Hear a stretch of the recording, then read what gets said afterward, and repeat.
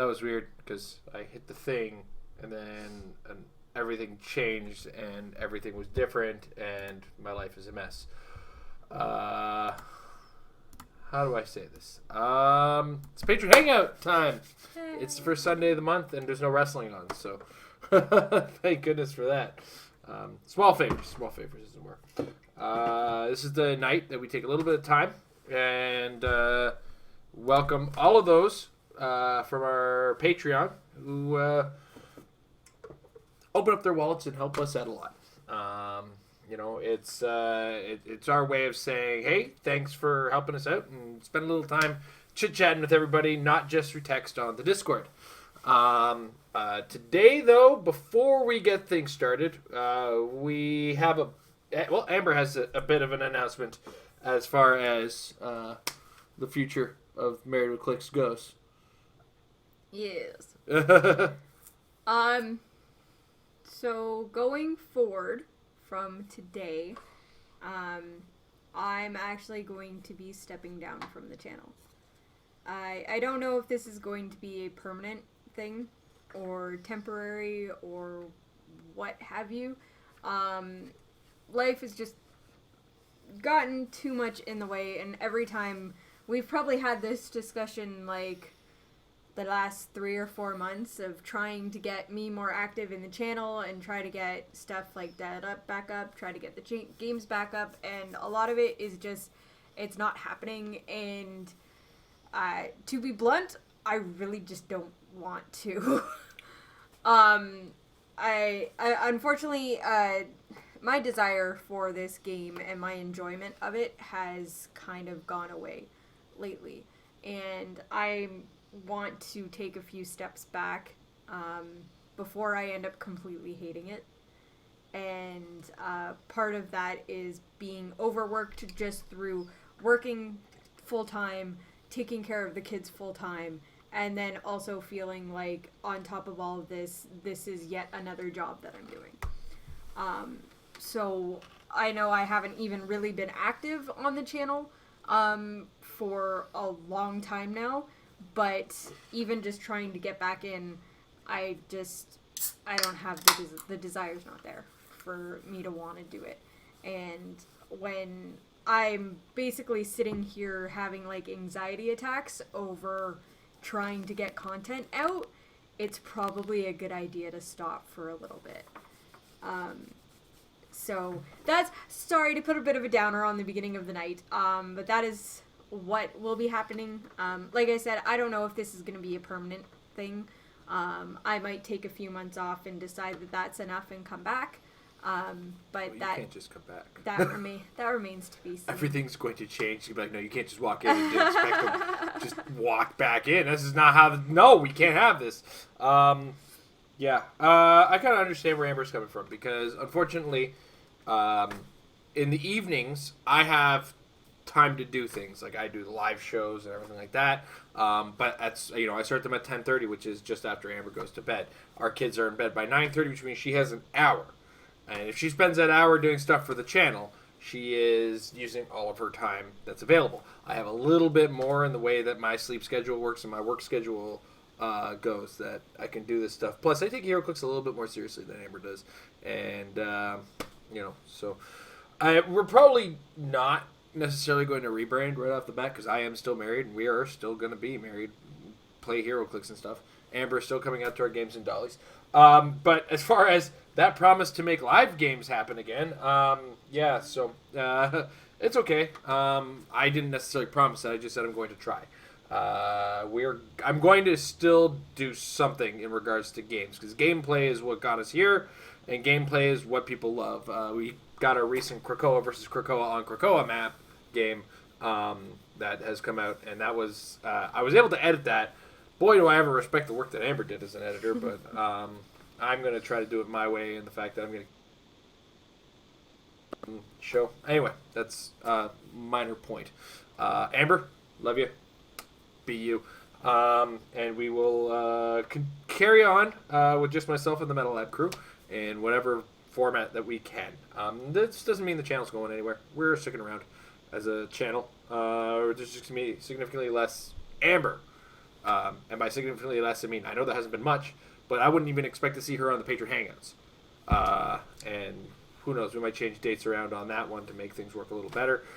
So in the hour that we have, less than an hour now, because we've wasted all this time talking about it, maybe we should actually open up the floor to our patron here, David, and get things going. So Patron Hangout, for those of you unfamiliar, our patrons get a chance to ask any questions they have. If you want to get in on this, become a patron over at patreon.com/Clix, and then jump on in the link to the Patron Hangout that we provide on our Patreon, and I'm going to put in the Patron Discord very soon. We'll just do that now. And then, or you can, if you're watching in live and you're on YouTube and you want to throw us a couple pennants here and there, super chats. We will answer your questions if you have super chats for us as well. But this is mostly for those who are who support us. It's kind of a reserved show. All right, I babbled. Dave, take it away. I will happily report that today Stone Cold Steve Austin kicked the Hulk's ass. Yay! I had also some WWE action. Alexis played a WWE team. I played a WWE team. And I played against WWE teams. and what's his name? Nimrod went down to the combined efforts of Eddie Guerrero, Ric Flair, and Finn Balor, but definitely stepped on a couple wrestlers on the way down. Took out the Undertaker, unfortunately. And Undertaker was really good at critical missing his Tombstone pile drivers today, let me tell you. I've been loving I keep trying to finish this up. I've been trying to do as much as I can with the WWE stuff lately, just because I'm trying to get a good assessment as to what they are as figures in the game for both new players playing with them and new players playing against them. And on the Meta Lab, I kind of had my description of how they are for players who are newer to the game, but not necessarily super familiar with it. But at the same time, as a new player, I've watched a lot of new players just come into the game, and turn one is the most painful thing to ever watch when you watch a new player, because you just watch them put a figure out there, move a figure out, just move all of their figures forward, and then you just go look at it and you say to yourself, he doesn't know what's about to happen. And then you blow them away, and then you're like, okay, so this is what happened. You didn't use it, and so on and so forth. With the WWE, it's super new player friendly, because you just do that. And it's like, you can't shoot me. I don't care. Whatever. Just let's go. Wait till I get over there. And as a strategy players, looks like you might have to diversify. If your team is reliant on range, and you see a WWE team, you go, I can't shoot. What do I do? My team doesn't do anything. It's time to go back and rethink what you're doing. Because if you specifically rely upon range, and WWE becomes more and more popular, or these figures get into the metagame, they sneak their way in, you will find your teams have to fight their range attack game at much closer quarters than they want to. So, just brace yourself. I can't play my old team now that WWE is out. It's dead. It was based on the skull. It's yeah. Mm-hmm. Yeah, Skull's like... The Skull looks at them and goes, what do I do now? You know who really doesn't like the WWE figures? Who's that? Jason Wingard. Oh, yeah. Jason Wingard, not a fan. I played against a Nimrod today. He wasn't a fan until I got close, and then he started just kind of pummeling me. I got there, thank goodness. Funny thing, I hit the Nimrod several times, and only twice did he roll away from me, like roll the evasion die. And in both situations that he rolled the evasion die, the die that he had to roll against was ridiculous. Like I hit with a 10 and he rolled out with an 11, and then I hit with an 11 and then he rolled out with a 12. It's like, are you kidding me? Everything else he failed on though. It's like I hit with a 7. Okay, well he's probably gonna be okay. Well he missed that. All right, awesome. Or there was one situation where I did try to tombstone the Nimrod. He had 2 action tokens, so I had +2 attack, +2 damage. Like, this is gonna be huge. Oh no, it's not gonna be huge.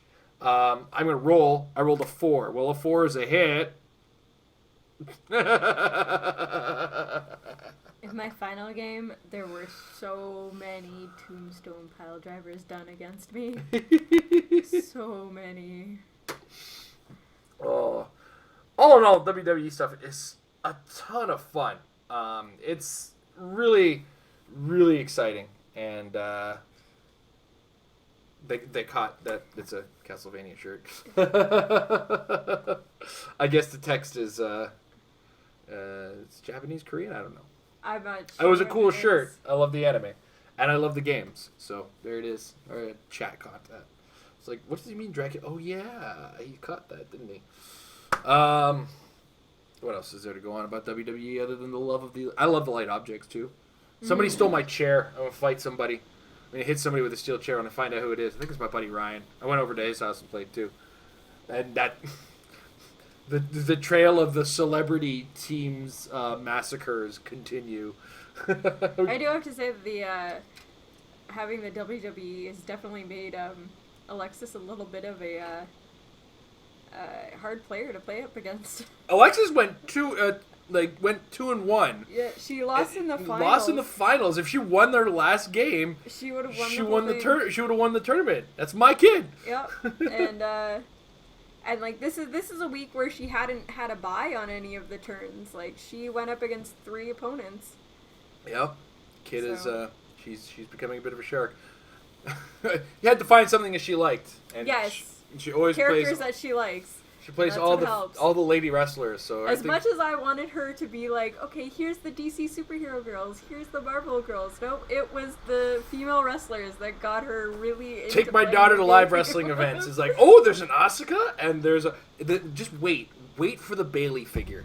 She'll lose her mind. She'll lose her mind and she'll never stop playing it. I'm gonna have to buy 2. Yep. At one point I was thinking of buying 2 of everything, but I'm still not at that mindset yet. Not financial set yet either. Though I think Xavier Woods teased that he's going to be in an upcoming set. Yeah, he said he's going to be in the next series. Yeah. So hopefully the new Dave. I want a Biggie, and I want Biggie just with this pose, and you know, he could be just use your imagination. It could be baby oil, it could be pancakes, it could be syrup, it could be anything. It's Biggie.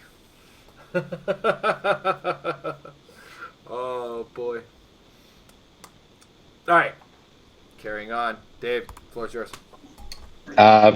Ricard, every WWE team or not? Perez Rickard? I don't think he's necessary for all the teams. Well, there is leadership, oddly enough, in the WWE stuff. There's John Cena has leadership. If I could ever find him, where is he? I can't see him. See, it's less the leadership to me and the ability to pull an action token off people who need an action token.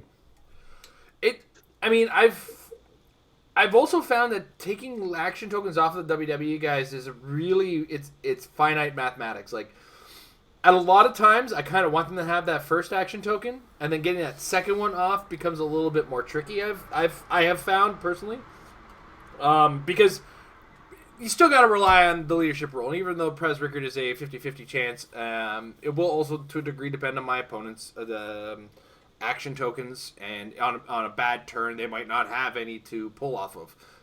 So, I mean, I would love to, in any situation, just say, okay, I roll leadership, I'm successful, time to pull off of my opponent and put all my double token wrestlers back on their signature moves. That would be the dream. Who they haven't made, Dusty. But I don't feel like he's absolutely necessary, to be brutally honest. I've been doing fine without him. And you gotta look up Perez Rickard. Yeah. That was he from? Yeah. Rebirth. He's Rebirth and he's figure number 16. 14. Sorry, my bad. I was off by 2. I mean, the 18 defense with Defend is good. The Perplex is good.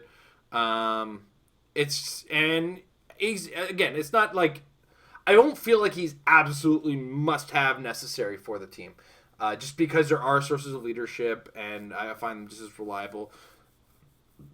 I also, in a lot of cases, like I've been seeing a lot of teams where I don't want to be removing action tokens from some of my opponent's characters, because if they're playing a bystander heavy thing or something with like aim agents and crappy support characters, yeah, take the action tokens off of them, whatever. But you know, if they've only got one guy with the action token, Prez Ricker's leadership doesn't work the way it's supposed to, like the way regular leadership works necessarily, and you kind of have to rely on that external use of removing action tokens. So there's an unreliability to it, and at the same time a big bonus that you're giving to your opponents. So you really have to be able to capitalize on signature moves. And one thing I'm also noticing about signature moves is not 100% of them are great 100% of the time. I mean, like Ric Flair's is an example. The figure 4 leg lock, 9 times out of 10 I don't want to use it. Because if I've already, like, the pacing of the game, the way it goes, he has exploit weakness, which means I've already done 3 penetrating damage in a lot of cases with Ric Flair. You don't have, and if you have an injured leg token, you're almost dead as well. So, and I've just stunned you, so you're not really hitting me back. I know, it's just been the situations I've run into. Or, you know, I've put myself on the second action token by doing the damage instead of, you know, just to get the injured leg token. So it's a weird thing where the signature moves are cool, but I don't think they're 100% to be relied on. And I've had Roman Reigns die in 100% of my games, and as cool as this thing is, he does kill people. He's just... his signature move, I think, is probably the most... His and The Undertaker's are probably the most evidently strong, but even then, The Undertaker still only works better if you in certain situations. Now, another thing worth noting as well is that submission hold, Undertaker has it, and he will make his opponent immobile, so that helps. Even if you did no damage, both characters stuck as immobile, you can still make the pile driver attack, and that goes a long way. Again, going back to the original Prez Ricker thing, I don't think he is a must-have. I think he's a good include, but if you can make a team that doesn't necessarily have him, you are not losing right off of the bat. I don't know. What do you think, Amber? I feel like he ends up making himself too much of a target. Because he's the only one you can shoot if you have a WWE team. Exactly. If you put him on a strictly WWE team, he can be outwitted. So there goes his leadership. He can be targeted. Granted, you're probably going to try and protect him and stuff, but yeah, when you've got a team of like 5 or 6 guys and there's only one of them you are able to shoot at, guess who you're shooting at? That guy. And he doesn't have damage reducers, so a good, well-trained shot is going to take him out. And then that basically takes away the strategy. Sorry, that's just the way I'm looking at it, where it's like, if you can get him to work, really cool. Especially with his, the way that you would want to keep your guys on the signature move and everything. But as Jason said, it's dependent on being able to pull those action tokens off, and whether or not you want to be removing those from whatever it is your opponent has. But then also, yeah, it feels like he'd be a very big target. At least if I was to go up against a team like this, and I see a whole bunch of people across the board, I'm gonna go out of my way to get the guy that I can target, and it's like, okay, well, I'm gonna score that 35 points, and then I'll deal with the rest of the stuff. Subsequently, though, you are exposing yourself in that situation. Yeah, of course, but it's a give and take on that. But I feel like he is a little bit more of a target when he's on a team that nobody else can be targeted. I got a chuckle today out of the fact that Shawn Michaels on turn 1 could move 13 squares and still tune up the band. Right, because that's not a costed action. It's not the free move is not a costed action. Nimble's not a costed action, and sidestep's not a costed action. I love that he has nibble and sidestep. Did Kenny make that figure? It was made just for him. Shawn Michaels specifically gets... No, I mean, that's very Shawn Michaels. Sidestep, nimble. He gets lightning speed later on in the dial. One thing I have found to be a lot more challenging than initially anticipated. Ropes. Because you have to be side flush with ropes and like you can't be diagonal to ropes, getting 2+ ropes is super tricky. And it does have to be printed too. Yeah. You can't just throw up a barrier or a smoke cloud and be like, "Hey, ropes." Yeah. So, like it's the easiest places are corners. Like getting them into corners and then getting ropes too, easy enough. Like if you can get a corner place where you get 2 pieces of hindering. Sometimes you have to be right in the middle of hindering to be like, okay, challenge me. I'm like 4+ ropes here. Which is good for the starter. I think it's the starter. Steve Austin has an ability where it's like you can hit or make a number of attacks equal to the number of ropes he has. That is one of the big challenges I've definitely had is managing ropes because of the requirement of them being printed or being at the edge of the ring itself. And even the edge of the ring, getting 2 more ropes, you need to be in the corners. Yeah. Now that actually brings it up because I know that the WWE ring doesn't work the same way as boxing ring in that you don't have to stop when you enter the thing. Do the physical ropes on the ring actually count as ropes? Yeah, it says the side count as ropes. Okay. I didn't read the whole. Oh, I do. I have another question about that. I know we're just kind of. So apparently Amber's a patron now. I'm the one that has all the questions. I had read somebody mentioning that the ring reroll only counts for the person that brought it? Counts for the person who brought it because of the wording on it. The wording specifically says this kind of came up on the Meta Lab. I was looking for the ruling all over the place, and really it's a unique wording as far as special terrain is concerned because no special terrain has ever been like non-neutral. So it does say friendly characters and your characters you control. So as a result, it's only for the person who brought it. So make sure you remember which wrestling ring each player brought because that's going to be an important element, especially in the Pauper States this coming weekend, after this weekend. That will 9th and the 10th. Yeah. Well, and then the weekend after that too. Yeah. So make sure you know whose ring is whose. Yeah. Because you'll only get a reroll for the one that you brought. Mm-hmm. I kind of skimmed over that because when I was playing, not today, but last weekend when I was using the ring, and I was telling her about the reroll, I was thinking of the way that the boxing ring is, so we were both using it. So I was doing it wrong. She was getting her rerolls. I was cheating. Well, here's the other thing too is when I was playing with Scott D'Agostino on their stream, we were playing it where both of us got the reroll as well. Mm-hmm. So I'm wondering if intended design was everybody in the ring. Everybody gets it. And sorry, Finn. Finn needs to be in camera. Nope. No. Finn there he is.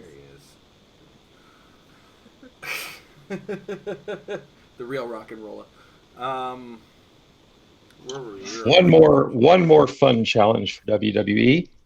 Gotham Museum map. How many times do you think you can KO the diamond on turn 1? I know Trish can do it.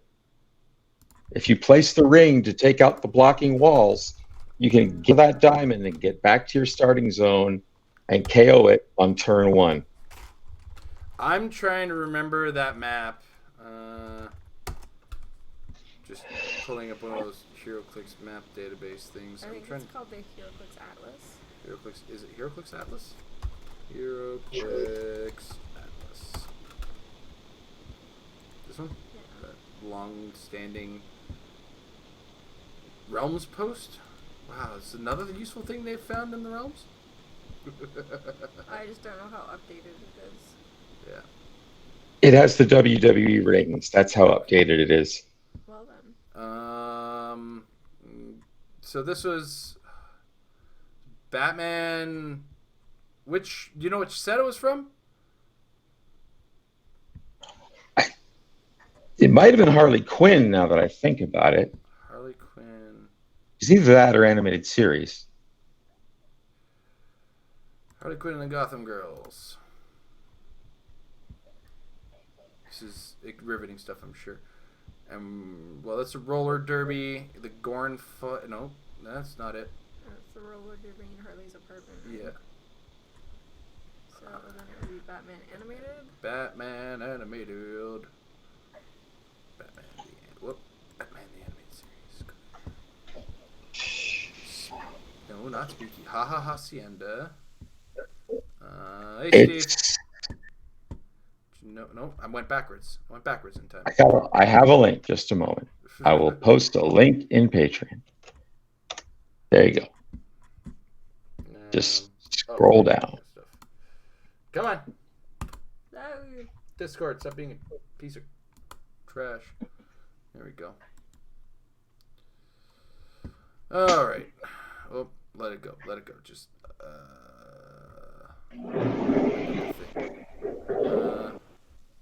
and sorry, what was the map called again? Gotham Museum. Gotham Museum. Poison Ivy's Green. Gotham Downtown. Gotham Museum. Here it is. It's the OP kit map. Okay, so it's this one. You want to get to that orange square from the starting area with a wrestling figure, eh? Let's see. 1, 2, 3, 4, 5, 6, 7, 8, 9, 10. Well, Shawn Michaels can do it. And he has one left over to get out of there. What is this? At the beginning of the game, generate a special light object indestructible called the light and a light orange square. It can be used in object text while held. The holder has free. If this character occupies a starting area, KO this object to modify either speed and attack +1 in this game. I would definitely want to give it to Shawn Michaels. Well, Shawn Michaels doesn't need it if he can tune up the band properly. Here he's given this action is named Catwoman instead, modify the chosen value. Okay, so speed or attack. Yeah, I mean, okay, so that said, we said that Shawn Michaels could do it. I don't know offhand all the movements. I believe the Undertaker had 8 movements. 6, 7, 8, but he also had sidesteps. Can't quite make it unless he had a perplex. So anybody with 9 or higher, I mean, obviously all of them can do it because, but,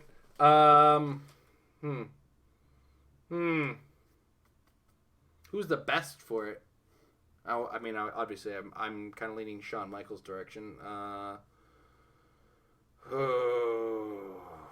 But you don't have to choose because it regenerates every time it's used. Oh, then there you go. You just give it to everybody. Yeah, give it all to him.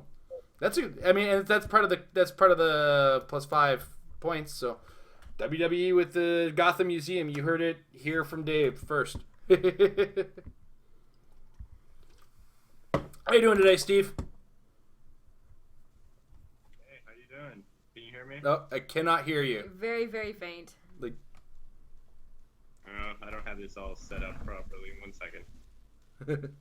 I don't want to turn it up too high because then Dave says something and it's boom, blows up in my face. But should make sure it's at a reasonable volume. Let's see if I can't help him out. Settings. I can't do anything from here. This is not the old Hangout setup where it was YouTube using Hangouts to stream.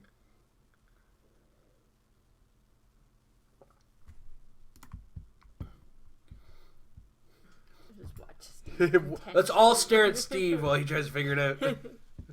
Not quite there yet. Let's make sure that's not me now. Have you checked the settings in that little gear at the top right? Make sure that your microphone is set up. I mean, you can hear me faintly, right? I can hear you now a lot better. Okay. I don't know what's up. It's nice and clear now. So. Okay. I also don't have a headset, so there might be the ambient noise or something. But yeah, I'll mute it if it's annoying. No, you're good now. Okay. Yeah, how are you? I'm good. It's been a while since we've seen you. You coming to States this weekend? Or provincials? Sunday? Yeah. Yeah. All right. Awesome. Yeah. Not ready in any way, but we'll be there. I think I'm more ready than I'm telling myself I am. But Because I've had at least 3 practice games. More than you had for Worlds. It's way more than I had for Worlds. It's like 3 more than I had for Worlds. Okay. So, I still haven't decided what I'm doing for a team yet, so we'll see. Strangely enough, one of the teams I'm considering is almost my team from when we played Team Worlds. oh, the police team, the Thor Corps police team. Yeah. I like that team. Playing with that. If it wasn't for the Iron Goblin, I was considering mine too. Right. Yeah. It's like this has done well for me before. Like. Honestly, I think Tom was the only one who had a team that wasn't even close to legal. Yeah, that's true. Team Worlds team from this year could have. My Team Worlds team from this year couldn't have, because I had like 3 super rares and a chase, and I went 0-5. So Is Giant Bastion rare? he's a rare. Oh. Giant Bastion's a rare. Your team What is did very you close to have? mine, actually. What did you have? What was your team with 3 super rares and a chase? It wasn't actually 3 super rares. I'm exaggerating, but it was 2 super rares and a chase. It was Krakoa, Spiral, and the white Emma Frost, a White Queen. And then there was a Sasquatch on my team, and I can't remember what the 5th figure was. You got handed the junk. I did. I do that. I do that every year. I get handed the junk. Actually, last year I would have preferred last year's pool, because even though it wasn't like heavy on super rares and chases, it was heavy on, and Steve can attest to this, it was heavy on like consistency and Well, and I mean, synchronicity. you guys got to 3rd for a reason, right? Yeah. Yeah. We at one point actually had to have a serious discussion of what we might consider building. And You got a little we're like, four, guys, what's going on here? Shao Lao would have been a great idea. I'm sticking to it. I'm gonna try to push every single team I'm on now to go for that one. Good. So what brings you on the show today, bud? I don't know. I got the email and I was like, I can sit down and do this tonight. Awesome. I've been getting this for a year, and let's see what this is all about. All right. Have you tried any of the WWE stuff yet, Steve? No, I purchased 2 figures because I'm not really a wrestling fan, but I am a Dwayne Johnson fan, and I am a Andre the Giant fan. So, Awesome. Actually, and someday I think Asia will make a Princess Bride team, and she'll need Andre the Giant for that. So, That's fair. Yep. I ended up playing Andre and The Rock last night, and I've been blanking a lot of celebrity teams with Mojo and the WWE guys. huh? So that's been my goof around thing for the most part. We've been enjoying the thematic angle of it, of like Mojo would just kidnap all of the WWE guys and make them fight. Like, I've seen Space Jam. Space Jam, the manager guy's basically Mojo. Let's not kid Yeah. ourselves. So, It's an opportunity to play Muhammad Ali too. Right. ooh, forgot about him. Gonna have to add Yeah. him in next one. Oh, but he can get shot. Definitely been taking advantage of the fact that I haven't been getting shot, so, or you're not allowed to get shot. It's definitely something I've been focusing on. So, it is, and it's something Alexis has been able to capitalize on. So I gotta give her that. I haven't actually. I think that's going to be one of my big weaknesses on Sunday. Is I haven't even looked at the new powers for WWE. Oh, well, let me tell you. There are some really good options as far as the powers are concerned. So many of them are really good. My personal favorite has been Reversal, just because one of the perks of the WWE single universe, multi-universe thing is if you include one WWE item in your team, and that includes the wrestling ring, then like you have those powers available to you. So when you're using a character like Nimrod, say, you can choose one of the 3 or 4 new attack powers they introduced into the game. So I have been making a habit of choosing Reversal and getting a light Colossal Retaliation out of my Nimrod. Where I just take a power action, I move, and I punch you because you missed. or stun. You're bad at this. You missed me. Here, I'm just gonna show you how it's done. What's another good one that's been working really well? Stun's been doing a lot of just the look on people's face when they go, "I'm -1 attack and -1 what?" It's -1 attack, -1 damage movement, or damage. Yeah. And immobile? No, not immobile. No. Stun's not immobile. That's submission hold. Submission Gotcha. hold. I think that's how that works. Anyway, I might be wrong. We lost Steve. Oh. Rip, Steve. Rest in peace. Canadian internet. I blame that. I think he was on Sounds Wi-Fi. right. All right, what else is new with you, Mr. Dave? Well, I will be at provincials. Yay. And I've practiced this small of twice, and once wasn't against a pauper team. So I feel your pain. Yeah, I'm mostly confident in the idea of my team. And I've also, in one of my 3 games, I've had probably the worst first three turns I can have with the team, and not making a single leadership role with my Sentinel creators. So I didn't have a third Friend of Humanity until turn 4 in this game, and both of them came on turn 4, number 2 and 3, because I don't start with one. I have to get the other 2 via means of the game. Excuse me. So I still managed to survive that game, which was fine because between the ring and I think it's obvious I'm using Nimrod at this point. Between the ring and the evasion, I've been able to not let Nimrod get hit, which has been kind of good news. And the shape change helps. Also in that game, my opponent didn't hit a single attack. So, you alright there, Amber? I just realized that Nathaniel's been talking the entire time, and I'm trying to catch up. Oh, goodness. I have not edited. Okay, so just to kind of quickly address Nathaniel in the chat because, whoops.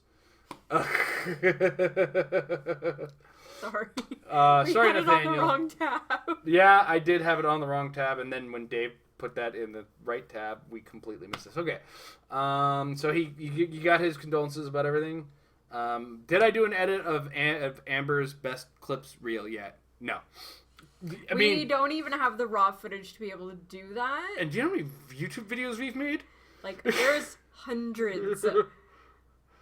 Yeah, so we don't have the best anyway. Alexis versus Isaac. Isaac still wins. There's still more to go. Ring in non-WWE teams, best use of 5 points. If you have a way of getting those powers, yes. If Amber is now a patron, does that make Jason a member of the world's oldest profession?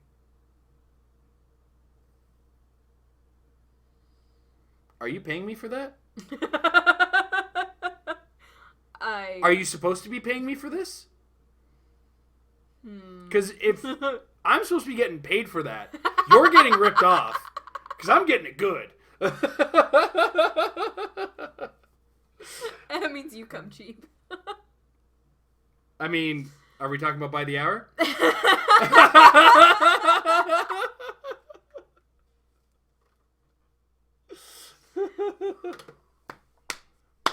Ding.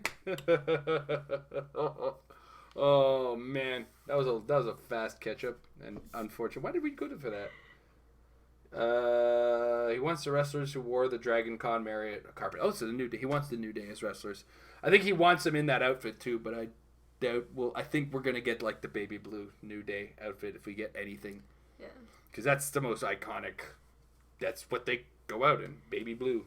So, and I don't They know were how they were at the Big Easy Con this weekend, and they were dressed as X-Men characters. Xavier Woods was dressed as Professor X because of his leg injury.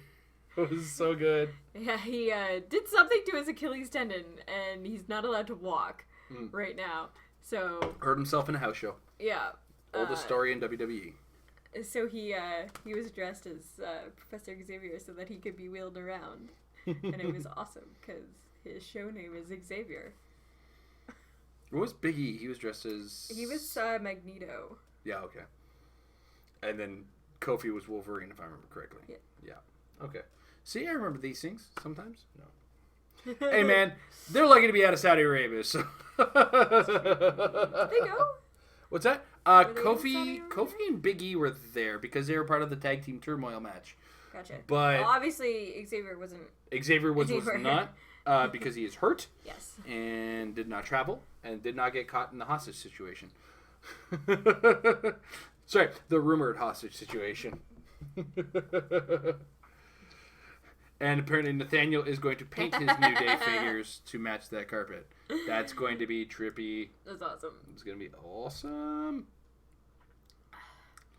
I like when people do cool no paint jobs. And paint jobs are legal for tournaments. So That's true. it's full-blown altering the figure that's no good. Yeah.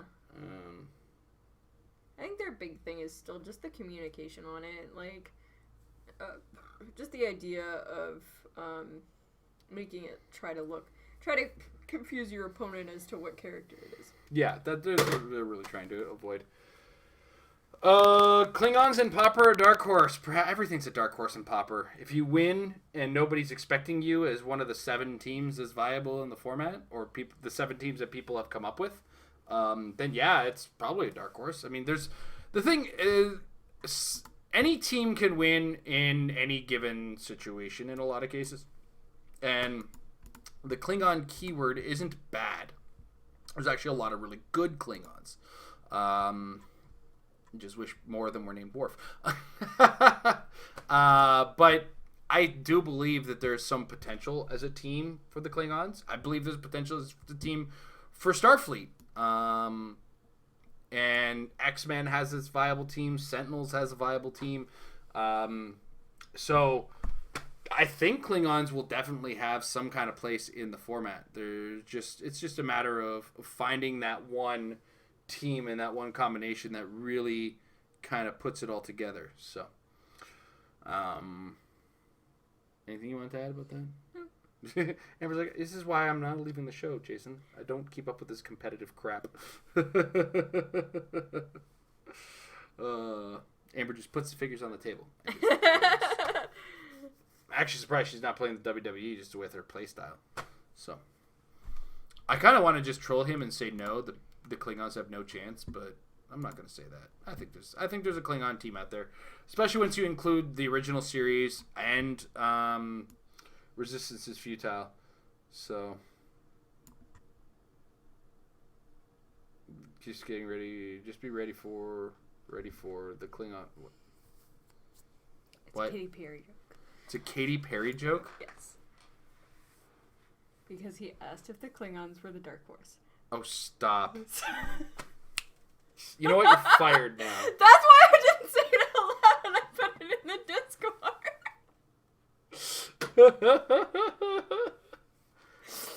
Amber with the Katy Perry jokes. Oh my goodness. This is what we've become. This is what has happened. This is what's leaving us, guys. The actual humor on this channel is going to disappear because I don't have Amber to work off of. See, little do people realize, as funny as they think I am, I'm actually the straight man in the situation. I'm the straight face. Like, this is what I got to deal with, guys. Guy, I mean, right? You married me. No, you married me. I just asked. You said yes. I'm apparently supposed to be getting paid for this, so this is all news to me. All right. What else for the floor there, Dave? You got 13 minutes of Amber left. I don't know. Can I get a Lyft Go station after the tournament? I don't know. Ask Aiden. I'm getting a ride in with him. I'm mostly kidding. I don't know. We talked about WWE, and that's what I'm working with right now.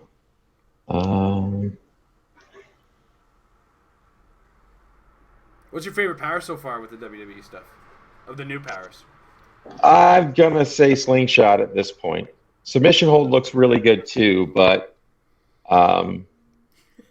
when Finn starts bouncing people around, it's pretty fun. Mm-hmm. I've found the best success with lightning speed and submission hold. Lightning speed, as long as you're not dealing with giants and colossals, So, I mean, there's the caveat on that one. It gets you back into a situation where you're safe again. You know, can't be shot. And if they don't have charge or some way of getting to you, it kind of, I've found it works. Or if you have them tied down with somebody else, you know, somebody with, say, I think reversal gives a -2 to breakaway or something like that. I might be wrong. I don't know. But, yeah. Nimble is +2 on your side. Yeah, but I believe and reversal is -2 on theirs. Yep. Yeah. Okay. So yeah, if you got somebody with reversal next to them, which man, Eddie Guerrero having super senses in reversal is disgusting. Because especially if he's got an action token and he does roll that super senses, he's now got 4 attacks coming your way because he's got reversal, which means he gets that free attack. And then he's got the triple flurry. Yep. Busted. Absolutely busted. Eddie is so good. Like, I knew Eddie was good when I saw the Three Amigos, but then I got to use Eddie, and... He also has that altered probability control. Oh, yeah. That probability control is so good, where too. You can choose to just reroll one or both dice. It's like, I'm going to prob, or I'm going to half prob. I actually did that to somebody today, and it worked. Yeah, you did that. You did that to me, where it's like, oh, you need an 8 and you have, like... You had a 2 and a 6, I think. Yeah. And I was like, you can re-roll that 6. Yeah. Keep that 2, though. And there was also a lot of situations where I looked at the dice and I said, none of these is ideal because you hit me with a 10, so re-roll both of them, please, because that was nonsense. Though I would start with the Ric Flair prop. Yes. And every time I said Ric Flair's name, Alexis was a table over, and all you would hear is this little voice go, woo! I have trained her well. Oh, little does she realize that all of the attacks with the stun are knife edge chops. Oh, last weekend, we was playing against her. She was playing Charlotte, and I got Charlotte pretty deep down into her dial, and then Charlotte gets regen, and Charlotte's regen is called woo. So then she was like, Alexis, you have regen, and she's like, okay, I'm gonna use regen. And I was like, no, you have to woo to be able to use it. So then she rolled her dice and she was like, woo! Oh my goodness. We've trained her so well. We got ourselves a good kid, that one. Yeah. Oh, jeez, what's going on here? I gotta sweep up under here. Cause, like, well, that is candy. You pulled everything out from under. Trying to find our laundry card. The card. Which we still haven't found yet. There's $20 down the hole. Oh, yeah. I didn't realize there was that much still left on. Well, I did 4 loads last week. 5 loads? 4 or 5 loads last week? Yeah, there's like $20 still on there. So there's $20 in our house somewhere or in the laundry room, and somebody just got their laundry done for a week for free. Yay. Yeah. I hate this system so Had a much. bad day. Yeah, because, with change, at least it's just my money. Yeah, like... Like, sure, okay, I gotta get I cash wish we were out, on pain a in the change butt. thing. I I wish would we were on a change system. Kill for. I'm almost ready to start just doing our laundry on Sundays when we go to Dolly's. Yeah. It honestly might be worth it. It might be worth buying a wagon for, to be brutally honest. Just because we can only carry the one load in a little. Our home problems right now. I saw the wagon at Samco Miko for like $40 too. I was like, that's a good price if we still needed a wagon. Yeah. Excuse me. Oh, Mike is coming on his way. He's got his questions all written down, so we'll have a Michael Fedor to join us. Unfortunately, we lost Steve. I'm going to blame Ottawa Wi-Fi. Sounds about right. So sorry to lose you there, Steve. On his first appearance on the Hangout, too. Poor guy. He's just like shows up. I could see he's chowing down with chopsticks and just he's in full chill mode. And then we lost him. It's like, poor Steve. Love you, Steve. We gotta get him on the Discord. That's what we gotta do. What is this nonsense going on here? Did I trip pizza thing on me? Oh, I got pizza on my nipple on my cool Castlevania shirt. That the fans seem to enjoy. All right, you have about 8 minutes left on the channel, Amber. I do. What do you want to say to everybody for your last 8 minutes? Mm. You're not even gonna give like a heartfelt goodbye, like I love you guys. You're gonna start crying, and you're not even gonna do that. Nobody wants that. Nobody wants that. Nobody wants to. She's gonna ugly cry. Nobody wants to see me ugly cry. I don't want that recorded. I don't want that on YouTube. Amber ugly cried when she tried to when the lens cap was left on the camera afterwards. Oh my god, stop. You're not allowed. Give your balls a tug. You're not allowed. You're not allowed. You're too good at it. You're not allowed. Oh. Got 7 minutes, Amber. 7 minutes left of Amber. What? I'm just trying to make you be down. I'm trying to make you be entertaining for the last 7 minutes you're on the channel.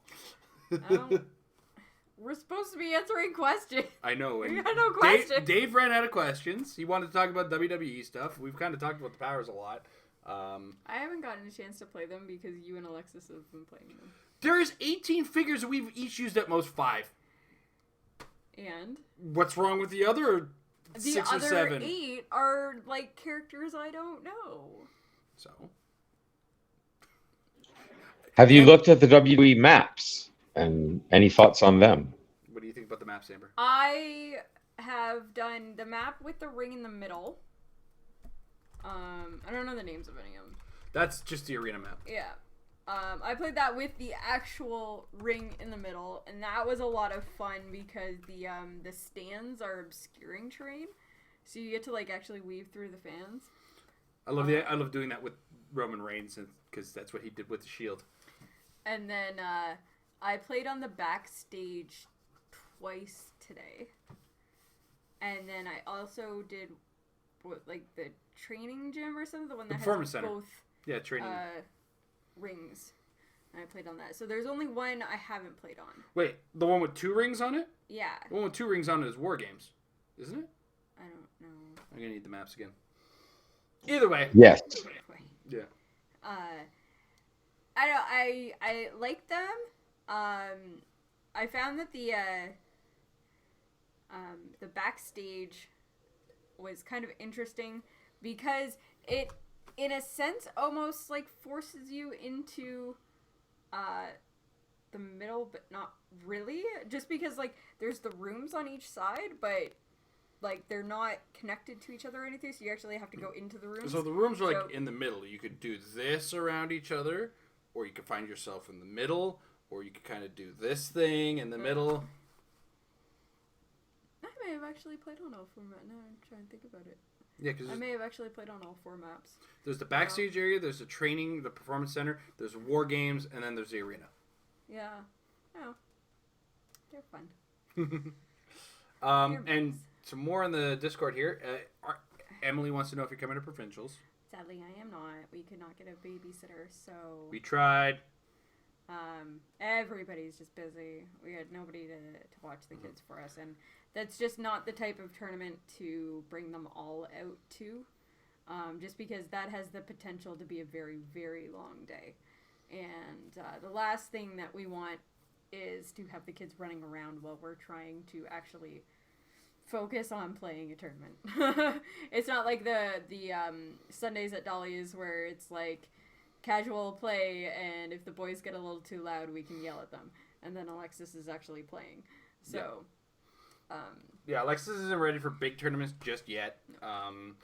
And the boys, we have to occupy them when we bring them. So right now, it's like we bring an iPad and a 3DS to give them something to play on, and they're okay with that. Or sometimes I bring my Switch, but when it comes to a long tournament, that only lasts so long, and they can only keep their attention for so long before, you start to realize that 3DS collection is only so limited, and there's only so much space on the iPad or the tablet that Jay can put stuff on, and he gets bored of those games very quickly because those are not long-term play games. No, though he does play a lot of Temple Run. Like, even I didn't play as much Temple Run as that kid played, and I played a lot of Temple Run. Yeah. So, unfortunately, we can't make it out to that, or she can't make it out to that. I'll be there. That was, unfortunately, like, it was a sacrifice that Amber was lovingly willing to make, because she knows I take this game a little bit more seriously than her. it made more sense for him to go over me. And then Ensign, red shirt, Mr. Nathaniel, he wants to know, what is the best Wolverine sculpt and the best style? Right now the sculpt is tied between the second Days of Future Past Wolverine the one with the actual comic wall behind him, and the Xavier's School, super rare, where he's Action doing claws. the flying leap in the. Oh, I think slashes. everybody who plays competitive play knows what that Wolverine Everybody looks like at knows this what point. That Wolverine looks like. So, for those who were wondering what the heck she's talking about with the... Let's see if I can't get this. There we go. I will... Whoops. I did the complete wrong thing for this. It's this, and then it is this. Nope, that didn't work. It's this. No, this. There we go. Got it. This is the Wolverine she was talking about as far as... Oh my gosh. Stop it, Google. You're doing way too many hotkeys that just aren't doing what you want them to No, do. none of them. So this is her favorite Wolverine sculpt. And the other one is also a favorite sculpt? Yeah. So it was tied between the two of them. Oh, okay. So there's your That's tie. a very, very pretty sculpt. That's like straight out of an X-Men video game too. Yeah. Like Children of the Atom. Oh gosh, I want to get my arcade machine warmed up soon, because I got Children of the Atom on that. Yep. That's a fun game. And I think dial wise, maybe this guy, but also specifically the Jean Grey School version of the Regenesis Wolverine, because of his constant healing. We don't have a lot of Wolverine has been kind of stranglehold in how he heals. And the Regenesis one is just, it's free action heal. Like, every turn. It's just, okay, I'm going to heal one. And he's got 2 stop clicks, and he flips between, like, charge and flurry, and he's traded toughness, which he doesn't need to have anything more than toughness, because his whole thing is that he takes the hits. So yeah, I really enjoy the way that this dial, is, and I mean, I won a tournament and I won a lot of prizes with it, so I'm a little partial to the way that dial works. There you go. All right, any parting words before you go, Amber? Because it is 10:30 and you got to hit the sack. I have very much enjoyed these 6 years that I have done this show. It's been 6 years. Yeah. Holy it smokes! has. We're coming up on 7, actually. I've really enjoyed it. I've enjoyed meeting everybody in the community. I'm still going to come out to events. I'm not going to stop playing the game. I'm just going to stop working on the channel because it's become too much. And if we are still scheduled to have unboxings from WizKids, I will join in on those. And She'll edit them too. we will probably... You may end up seeing a game of me. If Jason actually takes the camera out to Dolly's, you may end up seeing me in a game. It just won't be a pre-planned taking away from what very little free time I get to myself, which has been the big factor here. Again, I get that 1 hour a day. And that's also like my 1 hour a day to spend time with Jason. So I get like no free time with him and no free time to myself, and unfortunately trying to dedicate too much of that to the channel has been too much of a drag on me. But I have enjoyed the time that I've spent. I wish I could do more. I wish I had more time to dedicate back to the channel and bring it back to where I was bringing out Dial It Up and a game every week. And as time consuming as it was, I did enjoy doing the editing and making it pretty. So I do kind of miss that, but I don't miss the hours upon hours that I had to spend to do it. She thinks she's out of the doghouse for editing, but she's the only one who knows how to do all the editing that we do. Yes. So she's gonna hear a lot of Amber, how do I do this? Amber, how do I do transitions? You know, I accidentally figured out how to do transitions myself when I was making the Krakoa video. I'm sitting there and I was like, how do I do the seamless transition? Oh, there's just like a right-click apply transition. All right, well, that's as bad as Adobe is, there's a lot of things that are just like, oh, that was easy. Adobe's only bad because it crashes all the time. It doesn't like running its own program. No, what? Adobe doesn't run. I used to program in Flash a little. I know how these things work. Oh, it crashed. Was that me or Adobe? Let's find out. Error logs. Oh, look at that. It was Adobe. 9 times out of 10, it was Adobe. The worst was there was a constant crash, and it was every time I did a certain thing, it would crash. And for whatever reason, I just kept doing it. It's like, I have to stop doing this to myself. She literally turned to me and was like, every time I do this, it crashes. And my response was, stop doing it then. But then it would be a while, and then if I go to do it again, I'm like, crap, I forgot that crashes Adobe. It was like, was it a bad update or something like that that did that? Or so. Yeah. And it's dumb too, because like I have preset templates for certain things, and you can duplicate them. And then so I would duplicate them and go to edit them, but because like, anyway, it's a dumb thing. And I kept doing it because the way I was doing it was easy, but I kept forgetting that when I was doing it the easy way, it would have crashed Adobe. So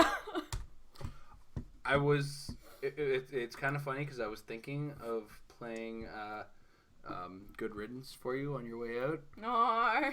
But then I remembered I clicked the monetize button on this video, so then we'd lose all of that. Yeah, we can't. And then we'd get like a copyright strike. There was one, I made a tribute video, but it had some like Rise Against song in it, and it got flagged. And it was like, they actually muted it. They took the sound out of the video. No, there was a Metal Lab that got demonetized because I put Good Riddance to, and I can't remember, it was one, I think it was Devil Dinosaur. Me and Tom were talking about how we're gonna miss Devil Dinosaur once he rotates, and I started playing Green Day's Good Riddance, just kind of slowly putting the volume up on it while me and Tom were talking about how we're gonna miss Devil Dinosaur. And I've also had to hold the microphone close to the speaker so that Tom could hear me doing that. That's awesome. Oh man. Anyway, love you, baby. Enjoy your break from the show. So you guys got a whole lot of me to deal with now. I'm the new face of Dial It Up now. This is my show. Have fun with that. Dial It Up will now be me reading the win rules updates. So verbatim, like word for word. Looking forward to that. But yeah, so here we are. Patron Hangout. It's going to be a lot more of this from now on. I'm going to try to get the medical lab guys to help us out. I'm going to do my best to kind of keep content on the up and up. One of the things I didn't mention is one of my ideas and goals for the channel is I'm probably going to start bringing a tripod to film games with, given permissions, etc., from whatever players happen to do it or certain players. As long as they're willing to, I will film the games and whatnot. So. And that's where have all of our patrons going? The past 15 years premiere, no, it probably hasn't changed if you're used to it crashing. That's for a fact.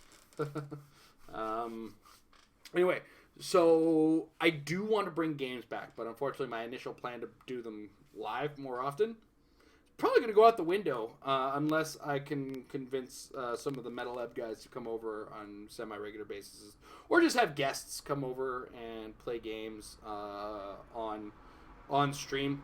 I'm going to be taking a tripod with me to HeroClix tournaments, casual or otherwise, or even the ones I run at Dolly's, because I do play games on the buy. My games don't matter for the output of the game. And I do end up playing with a lot of newer players, so I might just share that experience with people. Show how I kind of help ease new players into the game. I do try my best when it's new players on the buy to teach them a few things, some strategies, some regular things and whatnot. I'm going to bring my camera to provincials, and I'm going to ask permission from the judges. I'm going to ask permission from the players. Anybody who's willing to let me film the game, I will do that. And then depending on, because one of the things about tournaments is there's going to be a lot of players in a tournament, which means there's going to be a lot of background noise. And as well, businesses run, so there's going to be a lot of background noise for that. So depending on how the games end up going, I am probably going to add an audio commentary track to the entire thing, which is going to be its own complexity, because I'm going to have to do it like over watching it but I'm gonna have to like edit it first, depending on whatever editing I'm gonna have to do. We'll see how it goes. I'm going to ask questions, etc. I'm probably actually gonna send a message to some of the folks over at Comic Book Addiction, see if they're cool with that. I know it could cause some questionable. Some people will question it, and I appreciate that. And just hope that, anybody who's willing, I will film the game, and anybody who's not willing, I will step aside and not let my camera get any filming done. Because that's kind of the thing. Some people prefer their privacy. Some people might be a little bit nervous about, how their game goes and whatnot. And I would probably show any video of any game, win or lose, if I, and just explain if the audio is terrible with whatever level of commentary I can add. Dial it up. I was joking about how it's going to be win updates, but what I will try to do is best explain new win updates or major rules changes. I do still want to do a series of videos talking to brand new players who are coming via the WWE stuff, and kind of add the things that the single universe rulebook doesn't really give them, because there's a certain number of things that aren't in that rulebook, like pushing damage, like elevated terrain.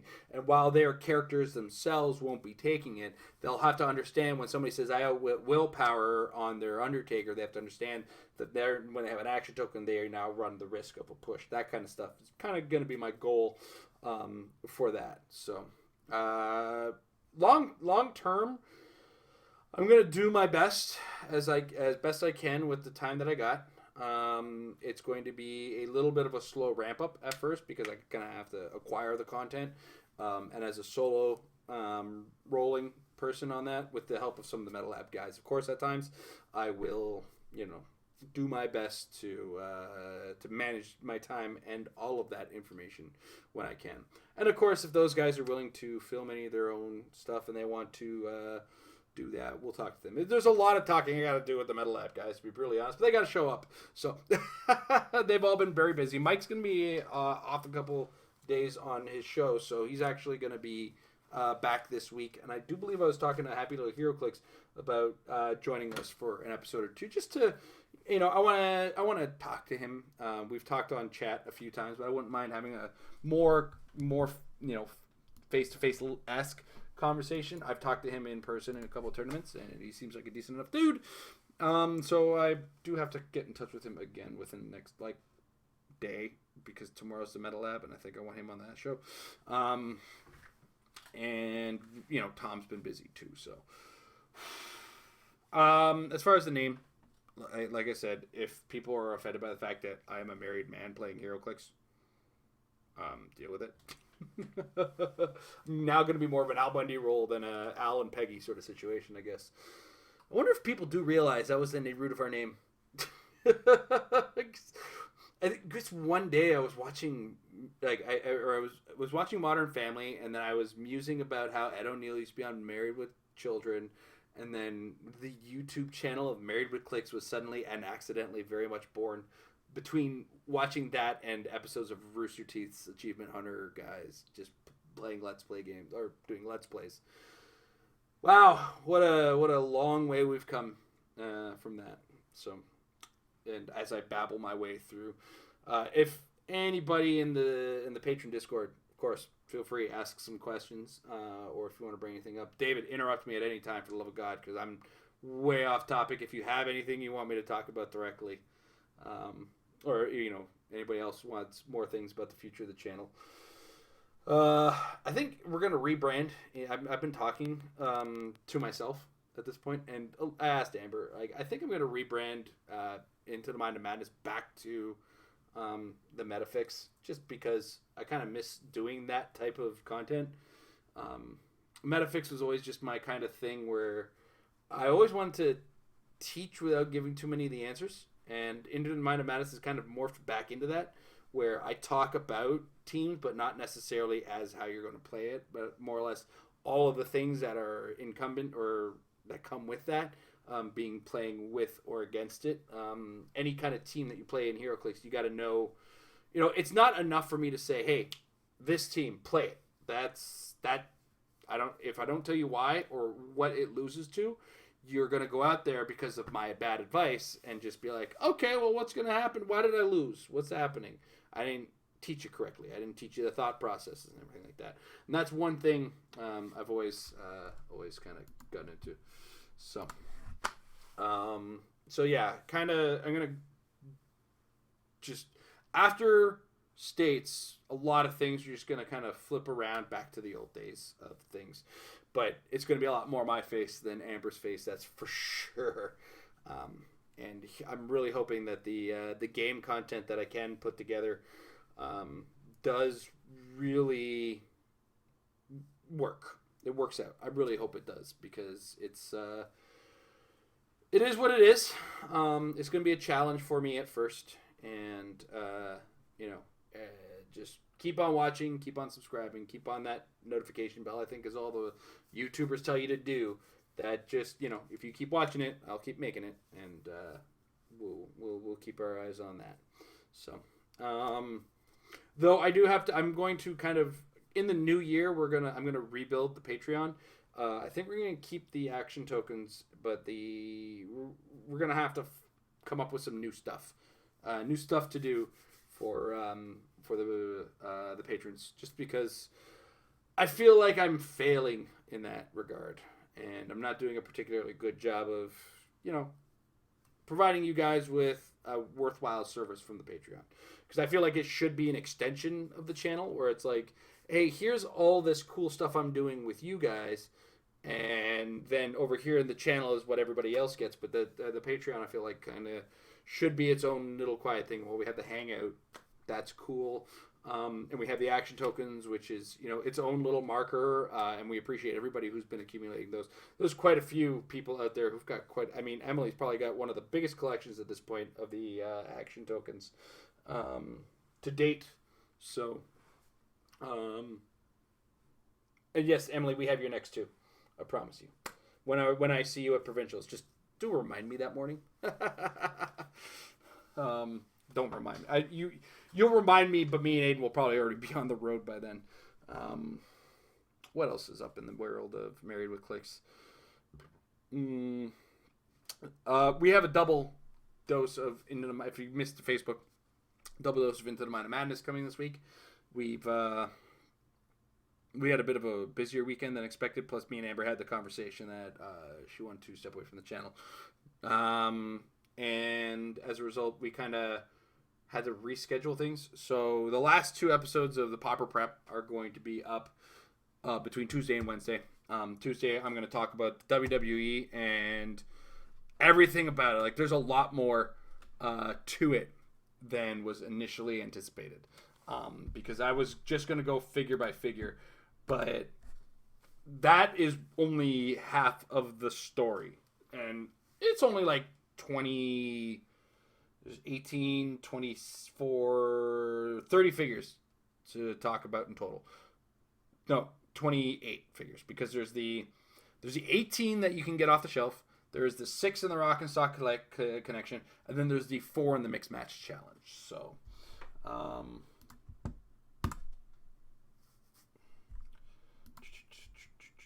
background noise just jumped up.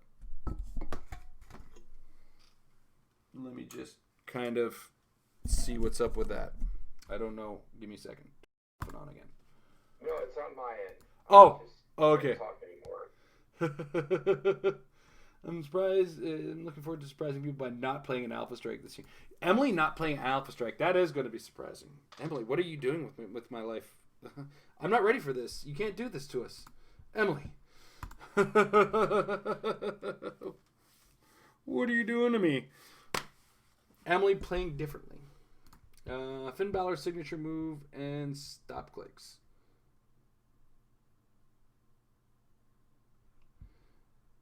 Okay, we gotta keep going because there's a little bit extra to it.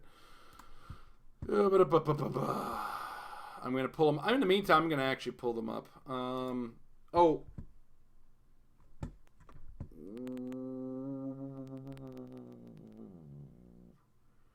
Okay, we're talking about the coup de grace. This is going to be the Finn Balor from the Mixed Match Challenge. Awesome. Okay, so the coup de grace. If Finn Balor has one action token, I'm just going to do this here. I'm going to let other people share in our little discussion and what I'm reading. If Finn Balor has one action token, Flying Leap, when he uses it, a hit character can't use defense powers until your next turn. And you want to know if Billy Batson is going to be able to use his stop clicks. And guess what? If that stop click is part of a defense power, you can't use it. Because this is neither Outwit nor Pulse Wave. As a result, once you hit Billy Batson, the hit is considered, and then you say the character can't use defense powers. So as a result, Finn Balor uses the coup de grace. No, he gets stomped on by Billy because, I'm not sure about how many clicks. I think Billy has like 3 clicks, but either way, he won't be able to use the stop click because he's not allowed to use defense powers. If the stop click wasn't on his defense slot, I have to double check this as well just to be sure. Because if Billy Batson has his stop click on like his damage power, I am lying to you. So let me just give this a quick double check. Billy Batson. Stop clicks on defense. Okay, cool. All right, so I'm going to continue. So yeah, you won't be allowed to use a defense power, which includes a stop click, which means you're dead. And in this case, if you do the 3 damage or whatever, Billy Batson is not going to be able to use stop because the defense power is going to be a not able to be used sort of situation. So, that's how that works. I think that kind of came up back in the old one-arm Green Arrow days. That I remember that came up. So, just in time, Mr. Mike Fedor, he made it. Whoops. So, I don't know if you're caught up, but I'm going to give you the update now. Amber is stepping away from the channel for a much longer period of time. She's probably not coming back to do much, aside from possibly helping me with the unboxing videos and anything related to that, and possibly in some games if we happen to play in public. She just doesn't have the time and whatnot. So it's going to be me and the Metal Lab on the Married with Clix channel from here out. Just time is not on her side when it comes to the channel. She works too early in the morning. As a result, has to go to bed too early at night, and we have to kind of keep an eye on the kids throughout the day. So all those challenges aside, Amber will not be able to be with us. So this is like this. Once Amber stepped off of the Patron Hangout tonight, it's get this a lot on Patron Hangouts. So just thought I'd give you the update on that one. I don't know if you were watching at work or anything like that, but let's start the question barrage, as it were. Alrighty, ladies and gentlemen, thank you very much. I'm glad to have made it here at the nick of time. So, of course, this being, last month it was Canadian Thanksgiving.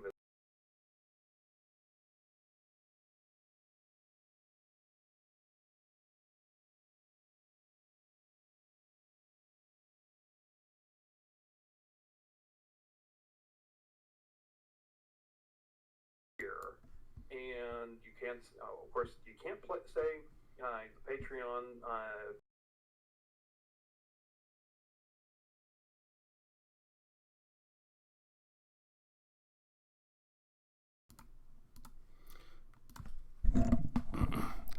I'm gonna get real close for this one. WWE Clix. They're so good.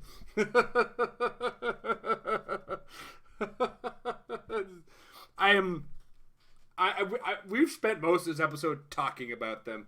I have been so passionate about them. I'm in mad love with them.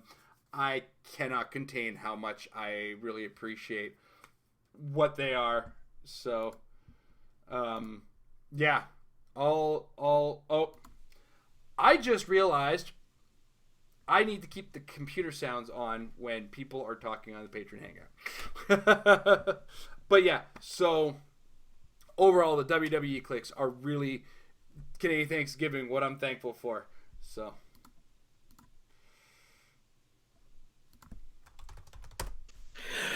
Alrighty, so that being said, I think your enthusiasm for the WWE Clix is met with my enthusiasm or reinvigorated enthusiasm for the Star Trek Next Generations.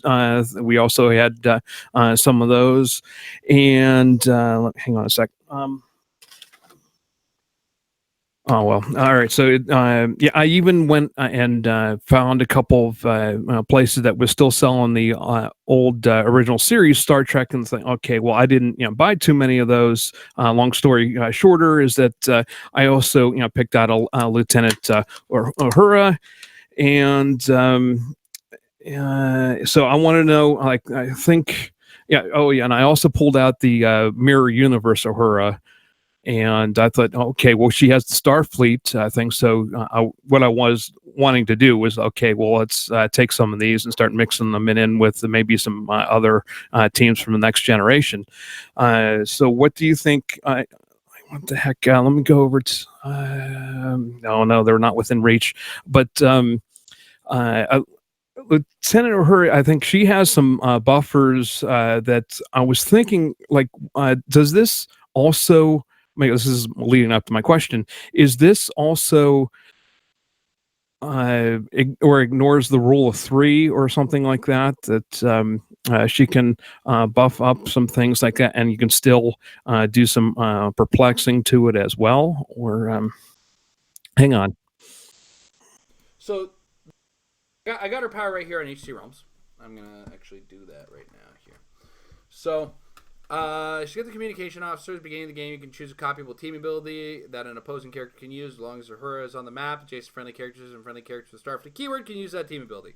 That's probably not what we're talking about, but that's kind of a neat thing in itself. The monitoring all channels captain. Perplex, when Lieutenant Uhura uses it, she has a range value of 10 and can use improved targeting, hindering, blocking, and elevated. So basically, because Perplex requires a line of fire on the character that you're perplexing, she doesn't. She can ignore hindering, blocking, and elevated terrain to use that Perplex within 10 squares. So, like, she is just still using a single use of Perplex in this situation, but it's not limited by line of, or it's not easily blocked as far as line of fire is concerned. I think the only thing that blocks line of fire for her to use Perplex is characters. Like, characters are going to be the only thing that will get in between her and targeting someone else with Perplex. So that's kind of what she does in that range. And then there's a Mirror Universe Uhura, who is she's Mirror Universe, so that's mystical, basically, I believe. Let me just double check to be sure. Yeah, that's basically mystical. It's mystical in every way, shape, or form. Does a penetrating damage, is uncopyable. It punishes your opponent for attacking you. But much like a mystical character, she's also kind of squishy. So, gotta kind of have to be careful with her. She does punish for being hit, or for being attacked. And you're basically using her blades, like, every time you get a chance. But on the plus side, she has her choose an adjacent opposing character of 100 points or less. That character can't use defense powers until the beginning of your turn next turn, which is super important because this actually just came up in the last question that Dave had for me in the Patron Hangout, where when she uses that power, that's any defense power. And this is not Outwit and this is not Pulse Wave, which means if their defense power contains stop, they still can't use it because you've stopped them being able to use them. As a result, you really kind of get a lot of cool stuff out of that Uhura if you can manage to get her to do what you want to do. So the case that was brought with Dave was Finn Balor using coup de grace, which is very similar in a way, does a stop click trigger, and it wouldn't trigger. And in this case as well, if Uhura uses her trait, Assassination of Superiors, as a common means of advancing in rank, her free action would say, hey, that's a nice defense power. Too bad you can't use it. And then hits Billy Batson for 3 and watches his dial melt. So this Uhura is really good because it's one of the limitations about Wit is if you outwit that power, if they change powers, that's it. It's gone. Like your outwit effect has outlived its usefulness, and especially if that power doesn't come back. Whereas Mirror Universe Uhura is going to turn around and say, "Cool, you don't have impervious. All right, so you switched over to toughness. Bad news, you don't have that either." So both are good in very unique ways, and both are Starfleet, so can actually both be used on the same team, and both really add a lot of really cool stuff to your team. Uhura is just one of those characters that the Mirror Universe Uhura, very strong in what she does. It's just a shame she lacks in a lot of like movement attack. Still doesn't make her a bad character. Bad character. She just kind of works differently. And of course, the rare Uhura, or the other Uhura, non-Mirror Universe, is just a really good perplexer that is very capable of not finding herself in a dicey situation because she's got such a long range on her perplex, and as a result, and because her line of fire is hard to block for it, she finds herself in a very safe position that you don't have to expose her like you would somebody with a limited 6 range and requires line of fire with like a hard line of fire with perplex. So I hope that kind of got what you were looking for out of that question. Yeah, that was like because I'm planning kind of maybe strategizing like molding some other older Starfleet pieces into like sort of the bridge next generation crew and kind of like beefing it up even more like that. So, all right, because then my next question is so that if I know I'm going to a Star Trek type of event in HeroClix, how well. Because this new set has a lot of Klingons in it, how much of a build should I go with the tribbles? Yeah, how many tribbles should I invest in a team? Let's just say it's a 300 point team, just on average. Okay, build a 300 Star Trek team like that. How much of it should be tribbles, knowing maybe I'll probably see an all Klingon team, and yes, I see it there on the Discord that somebody's likes building some Klingon teams over there too. So here's the trouble with tribbles: you never need more than one. You just bring one, and then you make more, and then you make more. Why pay more than 3 points? I think is what they cost, or 5 points. Actually have it open right here. Tribbles, yeah, they cost 5 points. You never need to pay more than 5 if you're worried about the number of them. You just make the number that you need eventually. Now, granted, you're gonna make one at a time, but when it comes down to it, you're gonna want a backup amount. So, as well, do be aware if you're bringing tribbles to a Star Trek focused event, but you're bringing a theme team.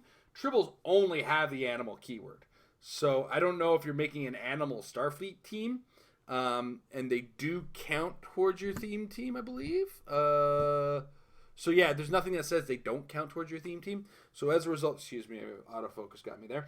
As a result, you want to be careful about including them. If you think a theme team is required, as in your team isn't bringing much probability control on its own, then yeah, don't necessarily break theme just to stop Klingons with tribbles. But if you're bringing enough probability control, you're not really bringing a theme team, then bring one tribble, but have a lot on the sideline to be able to make more of them. Because that's kind of that's the beauty of them, is you don't just need one. You can just bring a bunch of them and make a bunch of them, and then your opponent's just looking at you like, what do I do? Because they're Klingons and they've been tribbled. So on one hand, it's an interesting strategy because it's playing to the game, but at the same time, you do run the risk of basically losing map a lot of the time. So, if you can weigh the pros and cons of that, and you can come up with a team that's in your Star Trek focused thing that works with the tribbles, and you feel like the Klingons really need to be dealt with tribbles, yeah, just think about that. Food for thought, as that were, because there's no hard answer in this one. It's like Klingons are going to be there, okay? Are Klingons that much of a threat to you that you need to bring them? So do consider that as kind of the waypoint. It's like, am I threatened by Klingons so much so that I need to bring tribbles, or do I have an answer for the Klingons that doesn't require me breaking my keyword theme team or whatnot? And if you're not bringing a theme team, do I have the prob? Look for that probability control and then start including your tribbles. And I'm just going to jump into Discord just briefly because a couple questions have come up. With all the sculpt reuse, how did we not get a spot in either TNG set? I don't know, man. I feel you. I feel your pain.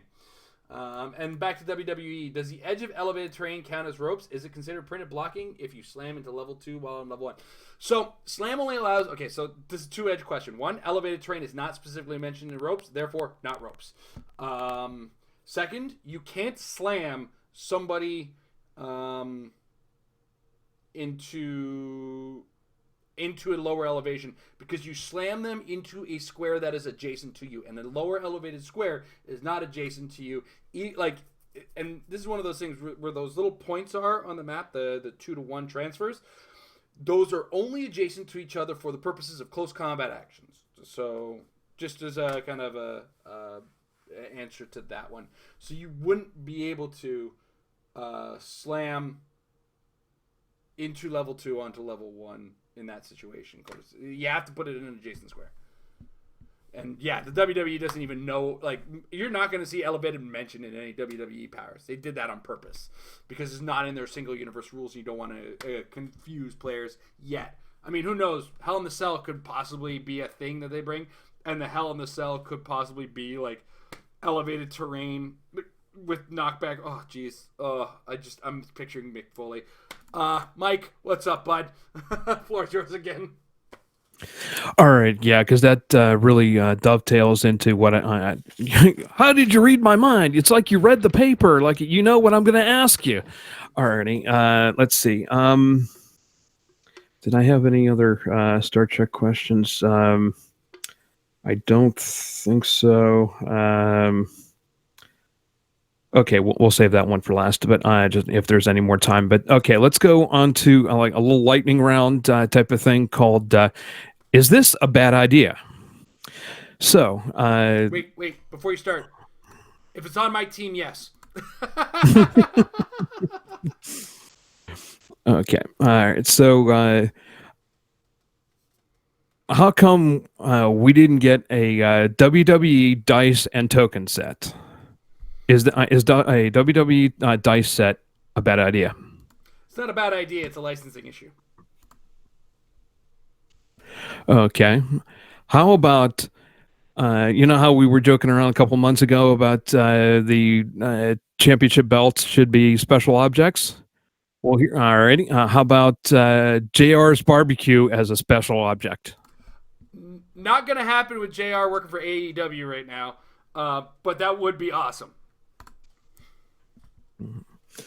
Okay, so what if we WWE introduced vehicles into the Hero Clix, and would there be a Mr. McMahon limousine or a JBL limousine? Whereas in Mr. McMahon's limousine will probably have some kind of characteristic like the Punisher van where it explodes at the last click. Is that a good idea or a dumb idea? I think the WWE vehicles would be a great idea so long as Braun Strowman gets extra attack value against them.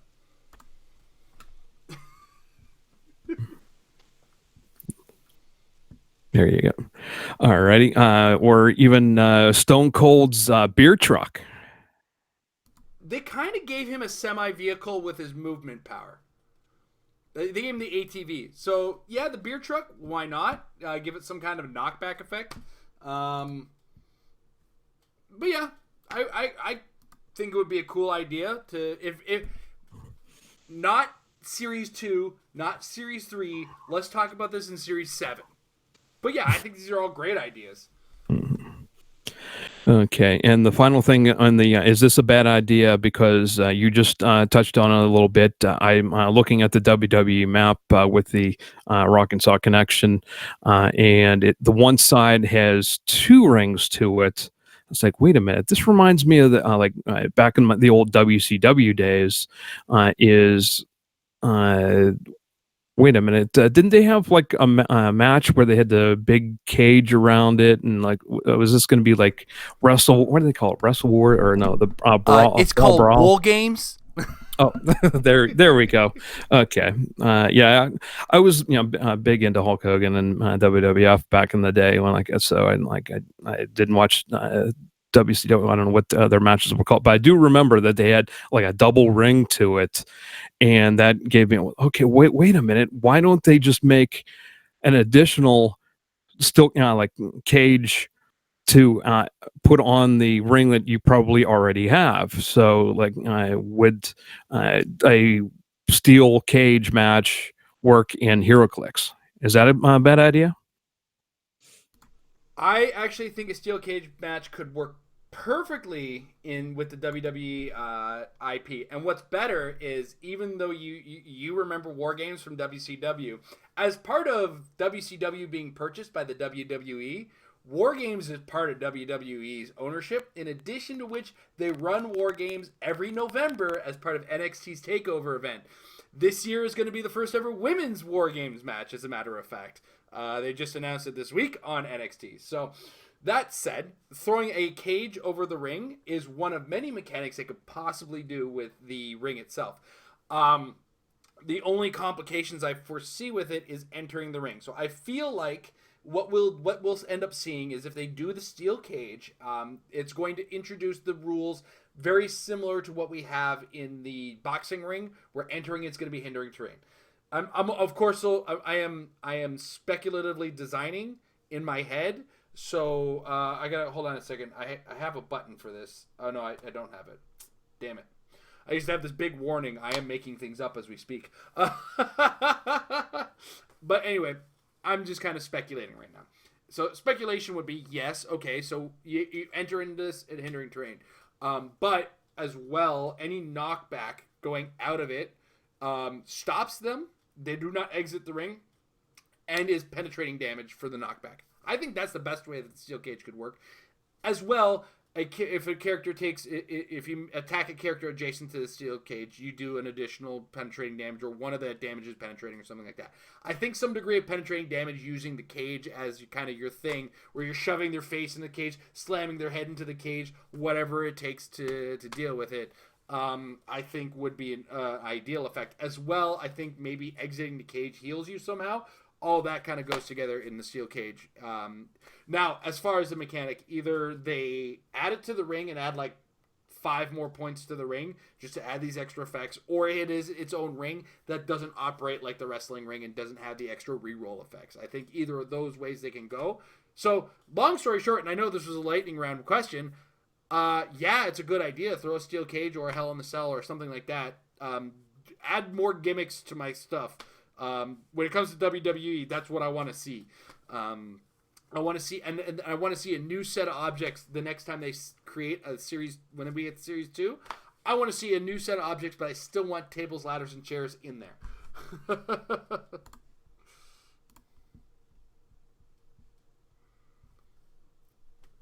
Hope I didn't ruin the rest of the lightning round. Oh no, that's it. That was the I guess the final lightning round question there. So alrighty. All right. Next question is all right.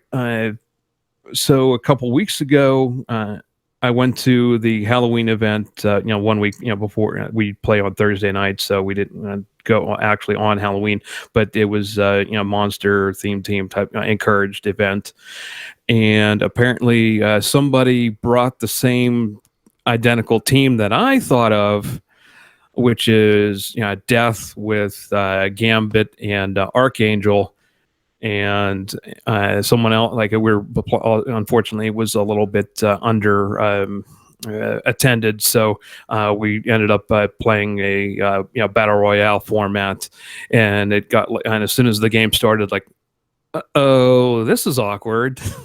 It looks like someone else had the same idea as I did. So this is more like sportsmanship type question. What would you do in the situation? Now, granted, it's still a pretty effective. The team that I thought of, or at least I thought was going to be original, was pretty okay. And I just want to know, should I have, would you have switched out the team for something else just to be different than the other guy, or like what would you do in that situation where it wasn't so awkward? Like, okay, one of the hard parts of coming up with your own idea is, you think you got the right idea, and then the next minute you find out that somebody came up with the same idea, and you start to think, am I not original? And it's not that you're not original. It's that you came up with the same idea that it goes the old adage, great minds think alike, fools seldom differ. So either you're both very brilliant for coming up with this particular team, or you're both damn out of your minds. Either or, you should never worry about bringing the same team as somebody. Kind of think of it as the first thing you should think of it as kind of a compliment on how your thought process it kind of works. This is such a meta lab or metafix kind of discussion I'm going to have here, so bear with me. I'm going to get wordy and not directly on the beaten path. I'm going to walk around you on the path, talking about the path. So the thing about kind of an event is everybody has kind of in a grand world, if everybody has a full collection of all of the figures, everybody has the same pool to pick from that you do. And then when you become limited in that pool, such as you get the extra bonuses for being a monster, though not a hard limitation, it is a bit of its own limitation, as it were. Because you are encouraged and you are given additional bonuses to do such a thing. So you turn around and you say, okay, well, if I make a theme team that's focused on the theme of this particular event, then what are my options? Now, in the direction you took, this was a 300-point team, and you brought 3 100-point figures, if I'm remembering correctly, on all their point values. And your opponent did the same thing. Now, I'm not going to call both of you lazy, but you're a little lazy. Because a 300-point team is very easy to build when you have 3 100-point guys. And all 3 of those guys are very good characters. I'm not going to deny you that fact. These are all 3 minty characters. And as long as you didn't have a conversation directly with him, you have no reason to be offended or worry about that, first of all. Second of all, both of you wanted to play this team. So there's no reason necessarily to kind of turn around and go, well, I shouldn't play it because he's also playing it. Like, when are you going to get your next time to play it under the circumstances of the event that you brought here, right? So now you kind of look at it and go, okay, well, it actually probably makes a lot more sense to just play it, even though, it's the same team. We both kind of wanted to do the same thing. Let's do the same thing. So long and the short of it, if you are of the mindset that you're not going to have a fun experience or the right experience with the team that you have being the same as somebody else's team, and this is a casual event, this is clearly a casual type event where you just jumped into a battle royale, and you feel your own personal discomfort to say, okay, I'm going to build a team that's different. As long as it's not a direct counter, that is super unsportsmanlike. But if you had a backup team that you thought of as well, always check permission-wise. Like, double check with everybody else if they're cool with it. But for the most part, play with what you plan on playing. Just because somebody brought something that's similar or different, that gets a little sketchy in the minds of some people, where it's like, why is he changing his team just because he's seen our teams? That can turn people real quickly. I'll give a personal example. I used to play a WizKids game, Mech Warrior, back when WizKids was doing a Mech Warrior game. Amazing game, by the way. I used to love it until one tournament. there was a young man. Now, traditionally, the way we all played this game, we didn't play in a specific tactical manner. We all said, I love this mech. I'm going to play this mech. I'm going to play a bunch of soldiers with it. And that's how everybody's team turned out, right? Or I'm going to play 1 or 2 mechs and a couple of soldiers. We wanted to play mechs. We loved this game because it's called Mech Warrior. There was a mechanic in the game where smaller characters could capture mechs. A player, a younger man, showed up late for an event, but he was given a free buy in the first round.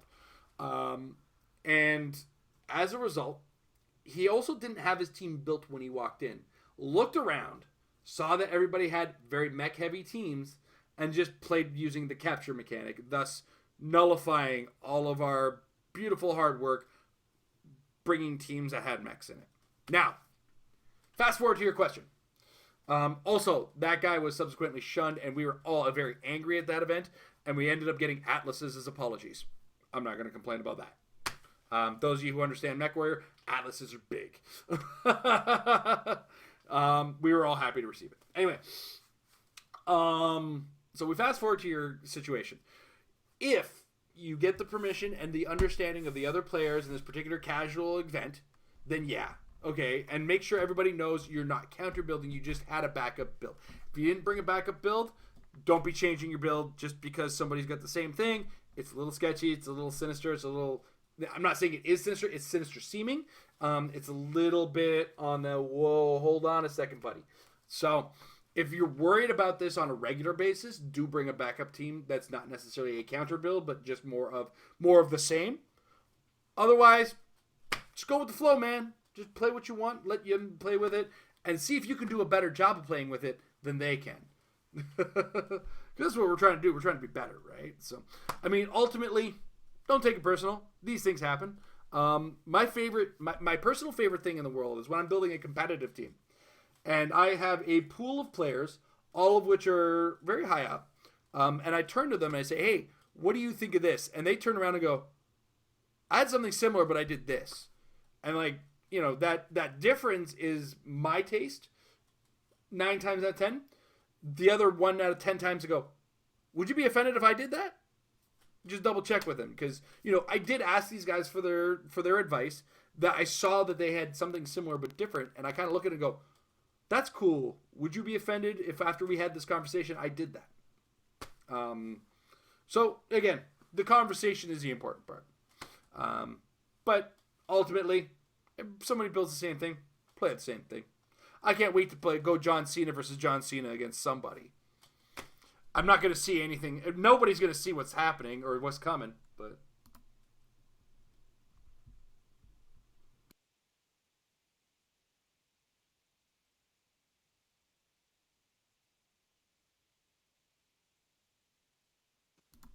And you know who has the monster keyword? The Undertaker. It's gotta be Kane! What? Oh, yeah, The Undertaker. Oh. Yeah. Mm-hmm. Yeah, so the WWE Clix around my area, the one that the place that I regularly play at didn't even order them.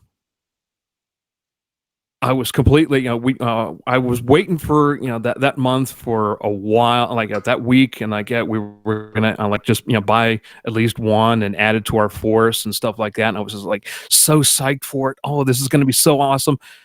And then a couple days out, he's like, well, guess what, guys? Ex-manager just didn't even bother ordering. And then they're pretty much scarce around here in the southwestern Pennsylvania area. I think only 2 places had it. And then I had to go run to the store that nearby me. And then like they dragged their feet trying to get it out into the... I really wanted to be like the first one to grab up a couple before they get sold out and everything like that. So, be first there in line. It's like, okay, I at least need just get a couple before they get sold out, and then I'll be good. I'll come back and buy them some other day. But oh my God, like you can't find them in the stores anywhere around here, and I'm really disappointed in that. Shame on you, Western Pennsylvania. But anyway, so all right.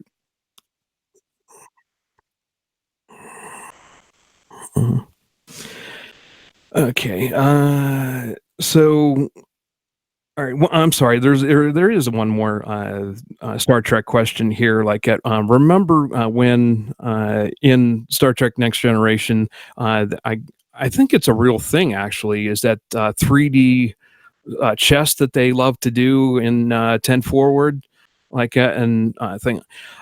So my fun question here would be: is 3D HeroClix even possible? Maybe, or is that uh, like, is that like even next level thing type of thing? Like, That is one next level hobby thing that has happened several times. Now, this doesn't happen on a regular basis. Let me just be very clear on this.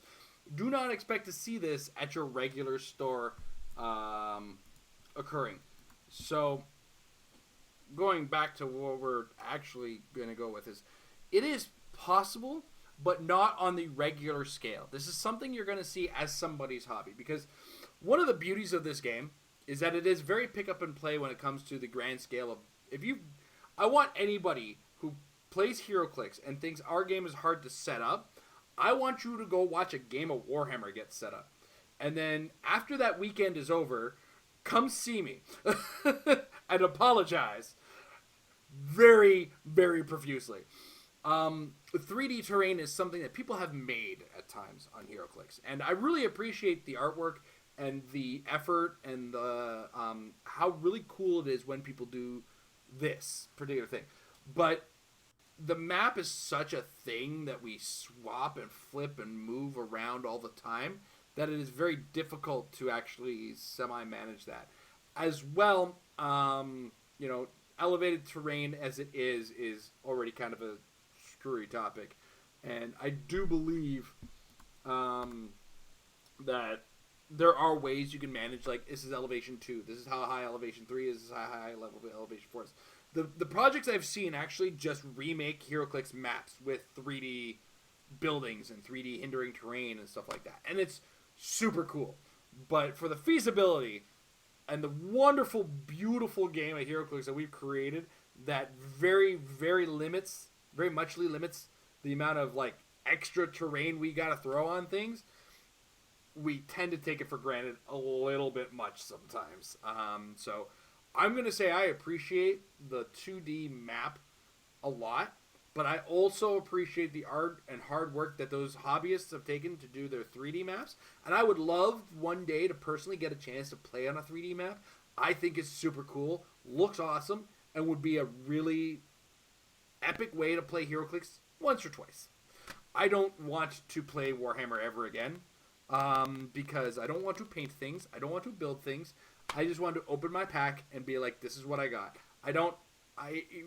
HeroClix has been a time thing for me, where it's like, as a miniature hobbyist, if you are a hardcore miniature hobbyist, not just HeroClix, but other miniature hobbies, you understand that is not just a game hobby. It is an arts and crafts hobby, where you get into it, you open these guys, you put them together, you modify them your own way, you prime them, you paint them, you do this cool stuff, you get some terrain, you make this beautiful terrain on the maps that you play on, and this terrain works in conjunction with the miniature, but it's taken just as much work to make this beautiful broken wall that it did to make your, army of soldiers, as it were. HeroClix is really, really cool as a pick-up-and-play game, and I believe we should kind of stick to that. I don't mind if WizKid says, here's some 3D dumpsters or some 3D, heavy objects to throw on the map. I kind of understand that. I can see that. I see what's going on. That's cool. But when you start breaking into, like, 3D buildings and 3D hindering terrain, you kind of take away from what's beautiful about HeroClix, and it's the ease of play. If HeroClix took to the degree that, like, other miniature games took to set up, Worlds would still be going on right now. So I'm going to say it's cool, and it's a neat once-in-a-lifetime thing. I'm going to pass on it on a regular tournament basis, though. The most political of answers.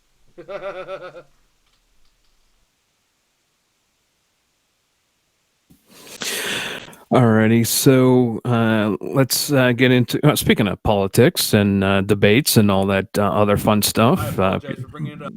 No. Well, this Tuesday for us Americans, we got to get out the vote. But in I've expressed my hatred for the Wolverine Beast Jean Grey School teams that I faced every single time, and I wanted it watch list. It's so freaking bad. So let's talk about the watch list and the question that I had something here prepared. Has a piece better? I'm sorry. Has a watch listed piece ever been unnerfed?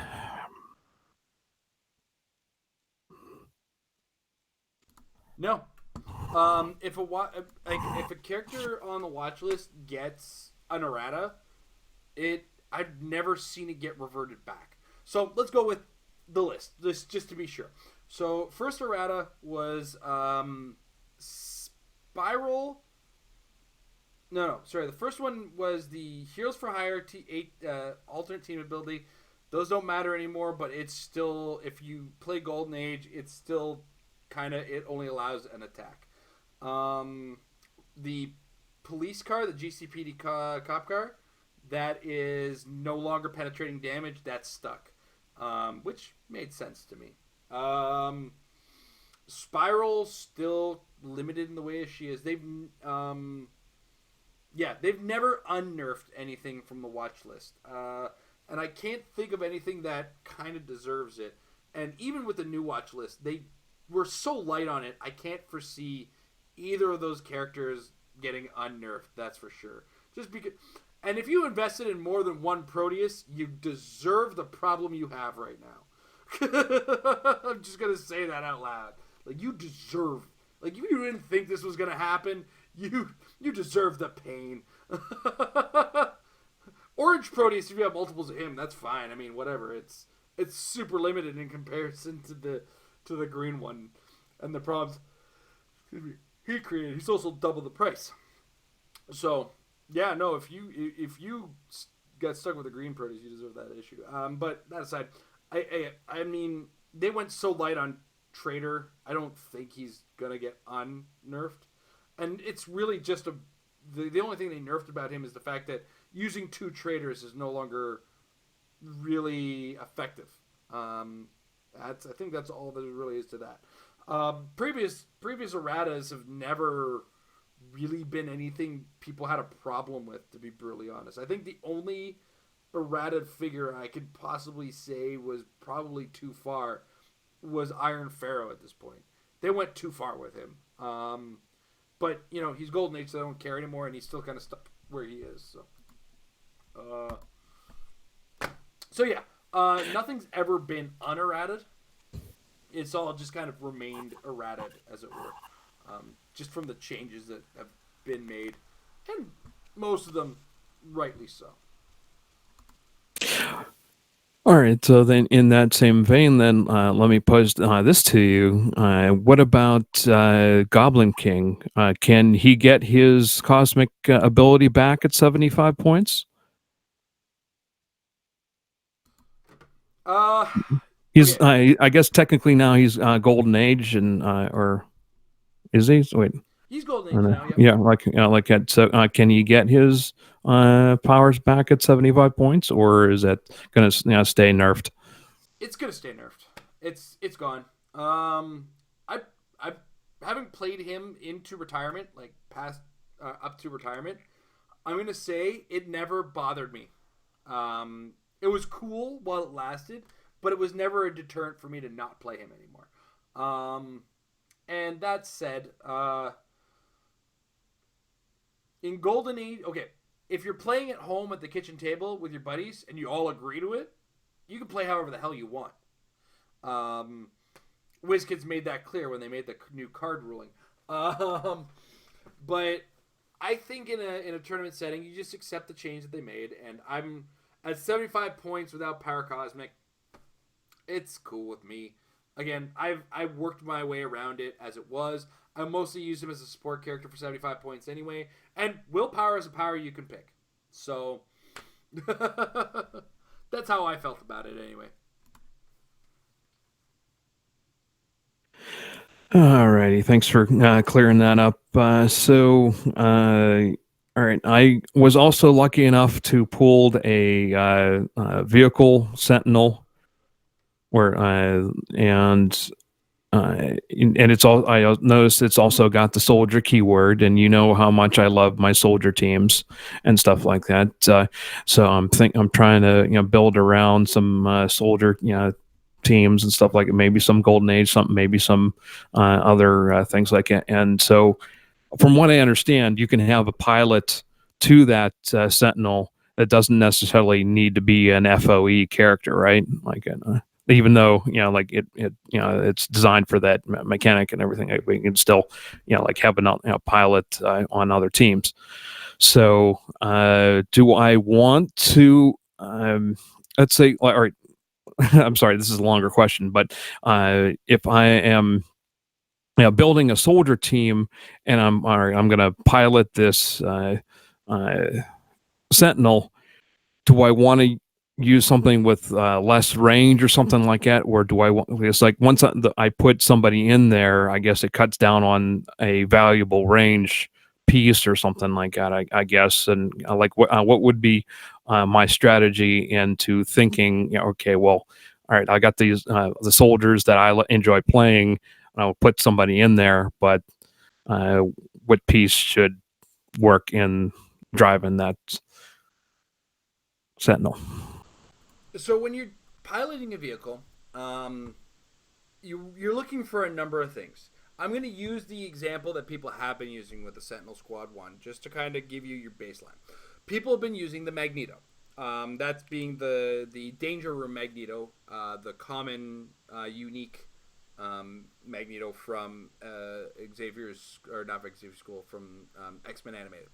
And the reason they're using him is his limitation is on his own trait, which means if he is in the vehicle, it is the Sentinel who is doing the attacking. They just happen to be taking stats from the Magneto. So as a result, the Sentinel ends up getting a significantly higher range, a much higher attack, and a much higher damage value, courtesy of the Magneto. And the Magneto, as a result, is not going to take much damage while in the vehicle. It's just going to be, his stats on whatever click he entered the vehicle in. So we put all this all together. What is an ideal driver? And the ideal driver is somebody who's got some really good stats for not an incredibly high price. The lower the cost of the character who's piloting and the higher the stats, the better. And even better is if their stats are better than the vehicle. Now, a lot of vehicles say, drive me with anybody, I have 0 attack and 0 damage, you're going to use your stats.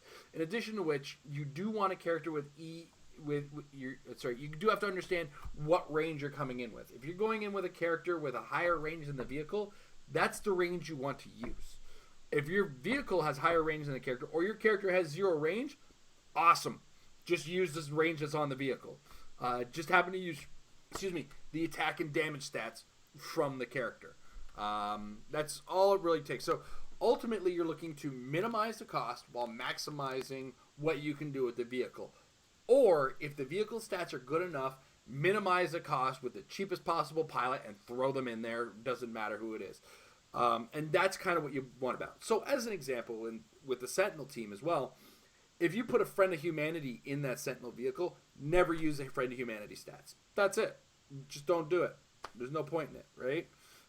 Because unless you happen to be like, if you paid 5 points for it and you rolled the Ranged Combat Expert, use a Ranged Combat Expert whenever you feel like it. But for the most part, not really worth it otherwise. And you're just going to use the Sentinel to do what Sentinels do. And I think that's really the best idea to go with when it comes to a vehicle. So either increase your stats or rely on the stats they have and really cheap out on the driver. So when we go into soldier, what you want to do is you want to find a low-cost soldier. For Sentinel Squad 1, your choices are a low-cost soldier who's got powers that you can add to the Sentinel to make him better, or you're looking for a reasonably cost, high stat character to really bump up the values that are on the Sentinel Squad 1. If it was me, I would probably aim on the low side of points. I think there's a lot, like, you can get a guard command for 25 points, throw them in there, you're good to go. If your attack happens to drop, maybe, I don't know, just pay attention to what stats you're taking. Just be aware, and yeah, just kind of limit on that. You could also, like, there are some characters who aren't particularly high in cost that have some really, really high attack values. I believe there's like a couple 11 or 12s in the 50 or lower in the soldier keyword. I'm not sure. I'm only just looking at modern myself right now, to be 100% honest. So, like, there's the starter set, Mighty Thor starter set, Captain America. He's got an 11 attack and he's 50 points. Not bad. But I think his damage... I don't know if you're supposed to take both the attack and the damage on vehicles. I'm terrible with their rules. So, if it was me, I would throw a cheap pilot in and not just use the stats that it has for the most part. Especially if you're aiming towards the soldier keyword team. I'm just kind of... Hive Trooper. Go with the Hive Trooper. He's 15 points. He's a soldier. Go with it. Yeah, that's what I think you should do in the sense of soldier. If you're going with a robot keyword, I'd be asking why we're having this conversation. I just talked about Magneto.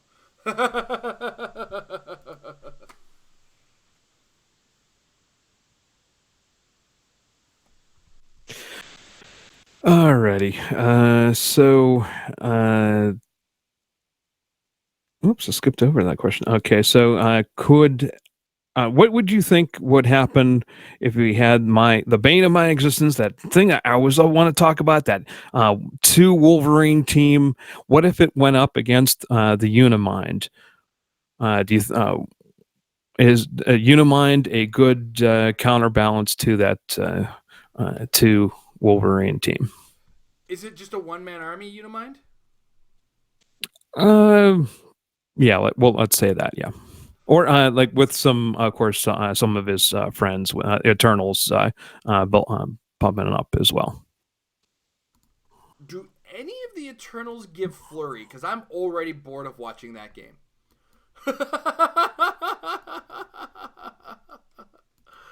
Oh my god, that game sounds boring.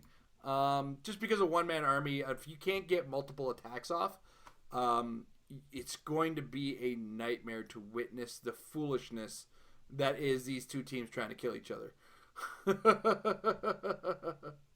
Because the Unimind's going to be able to keep the Wolverines at bay. They're just going to be able to shoot them. And they'll be able to running shot, hypersonic, whatever they feel like. Because those are all options that they... I'm just trying to check if any of them have flurry. Because if none of them have flurry... Oh boy. None of them have flurry. Great. That's awesome. So yeah. Boring game ahead.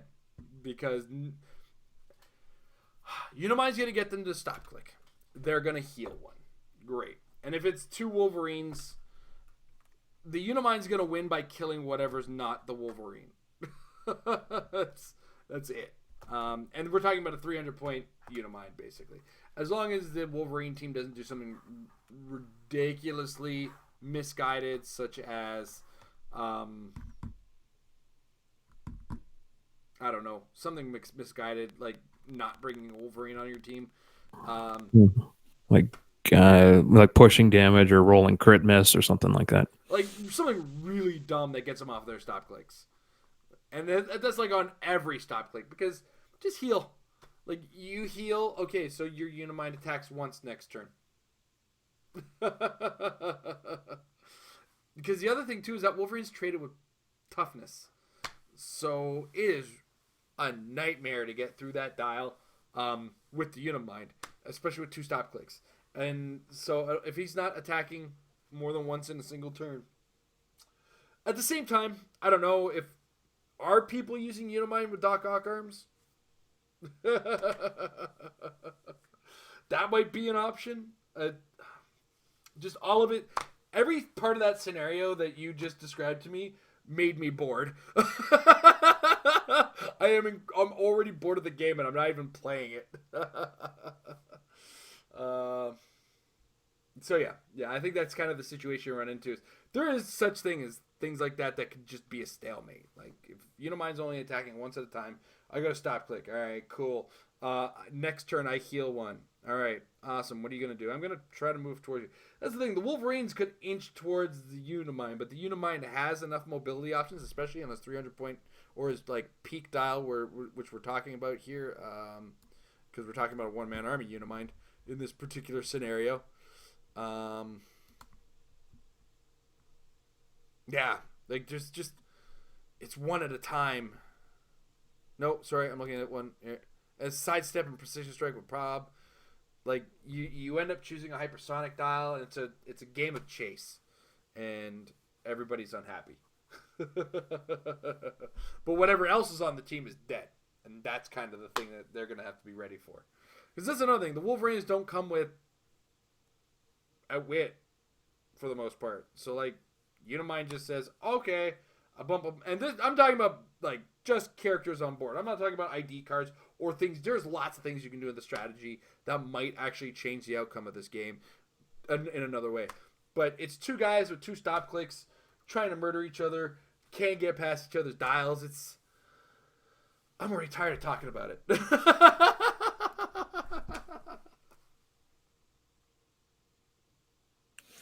Alrighty, thank you very much for entertaining that thought. I'm kind of like in the whole phase of okay, how can I counter build something that? So this last question, believe it or not, we're all pretty much done here with my prepared question. Last thing is another kind of counter build idea. I didn't want to turn this into like a hey, bless my team thing. I know this is not what the channel what you want it to be or anything like that. You don't want me blessing anybody's team. So this whole vulture thing that everybody is loving to play now. So the thing that I can come up with in my mind that might counterbalance that, unfortunately, I pulled some vultures, but they weren't the prime one that everybody seems to love. So the thing that would sound like it would be a counterbalance to it would be a lot of plasticity. How much plasticity should no?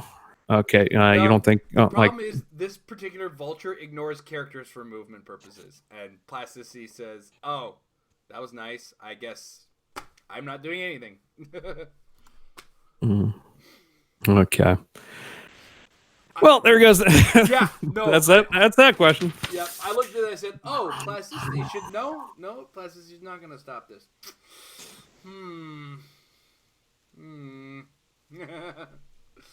It's hard to like the way people are dealing with it is getting the objects away from them. There's a couple ways to do that. There's the collector, TK the collector, move the collector. They're my Doc Ock arms now, not yours, mine. I am the Doc Ock arms now. But at the same time, you know, he can still do a lot of damage, and I've like the vulture. It's its own unique problem. So plasticity is not going to be the answer you're looking for, unfortunately.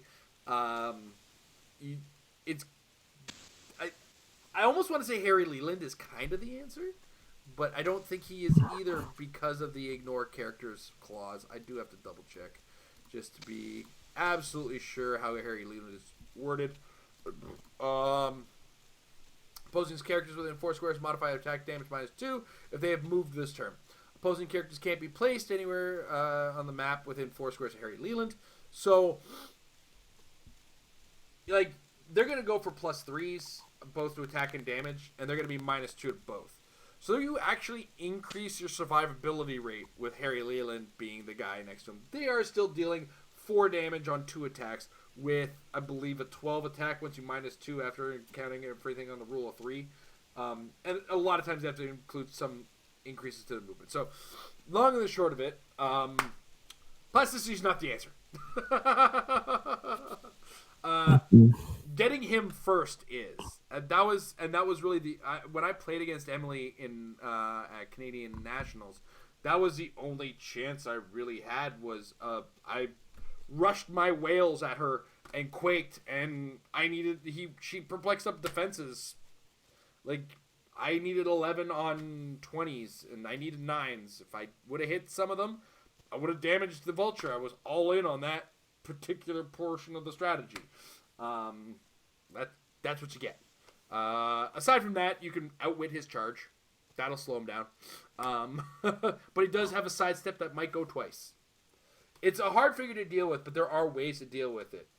You have to be patient and understand kind of all the finesse that you have to work around him to stop this incredibly heavy sledgehammer coming at you. There's a Earth X Captain America that grabs your stuff away from you. I think, or at least there's. Is that the the Con LE one that will start collecting all the stuff from you? Like, would that be a fair, I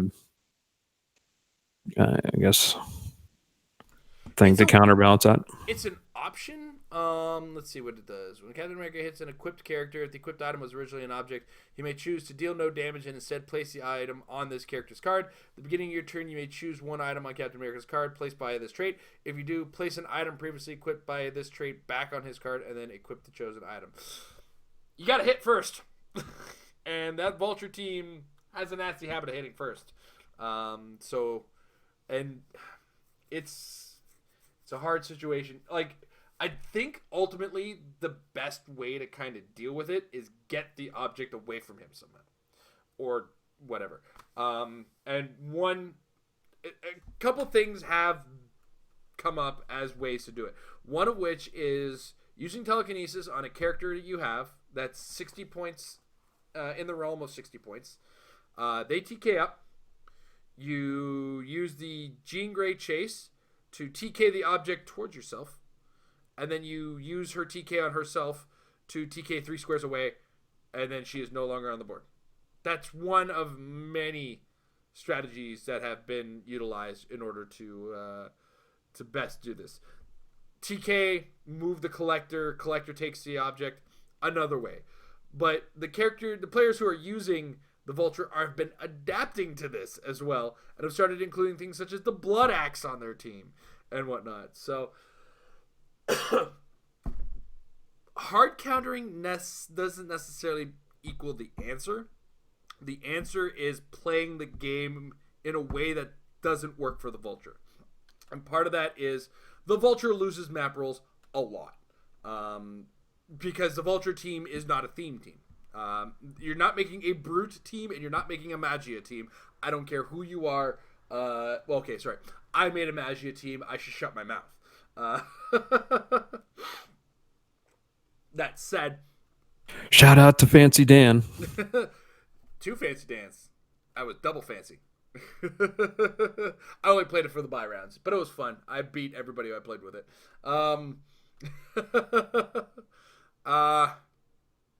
So you got to kind of look at it and say, how many different ways can I stop the Vulture, and how many different things are on my team that I can deal with the Vulture right now. And a lot of things that just are hard to kill are a problem for him. He doesn't kill Lockjaws, very specifically. He just removes a couple tokens from them.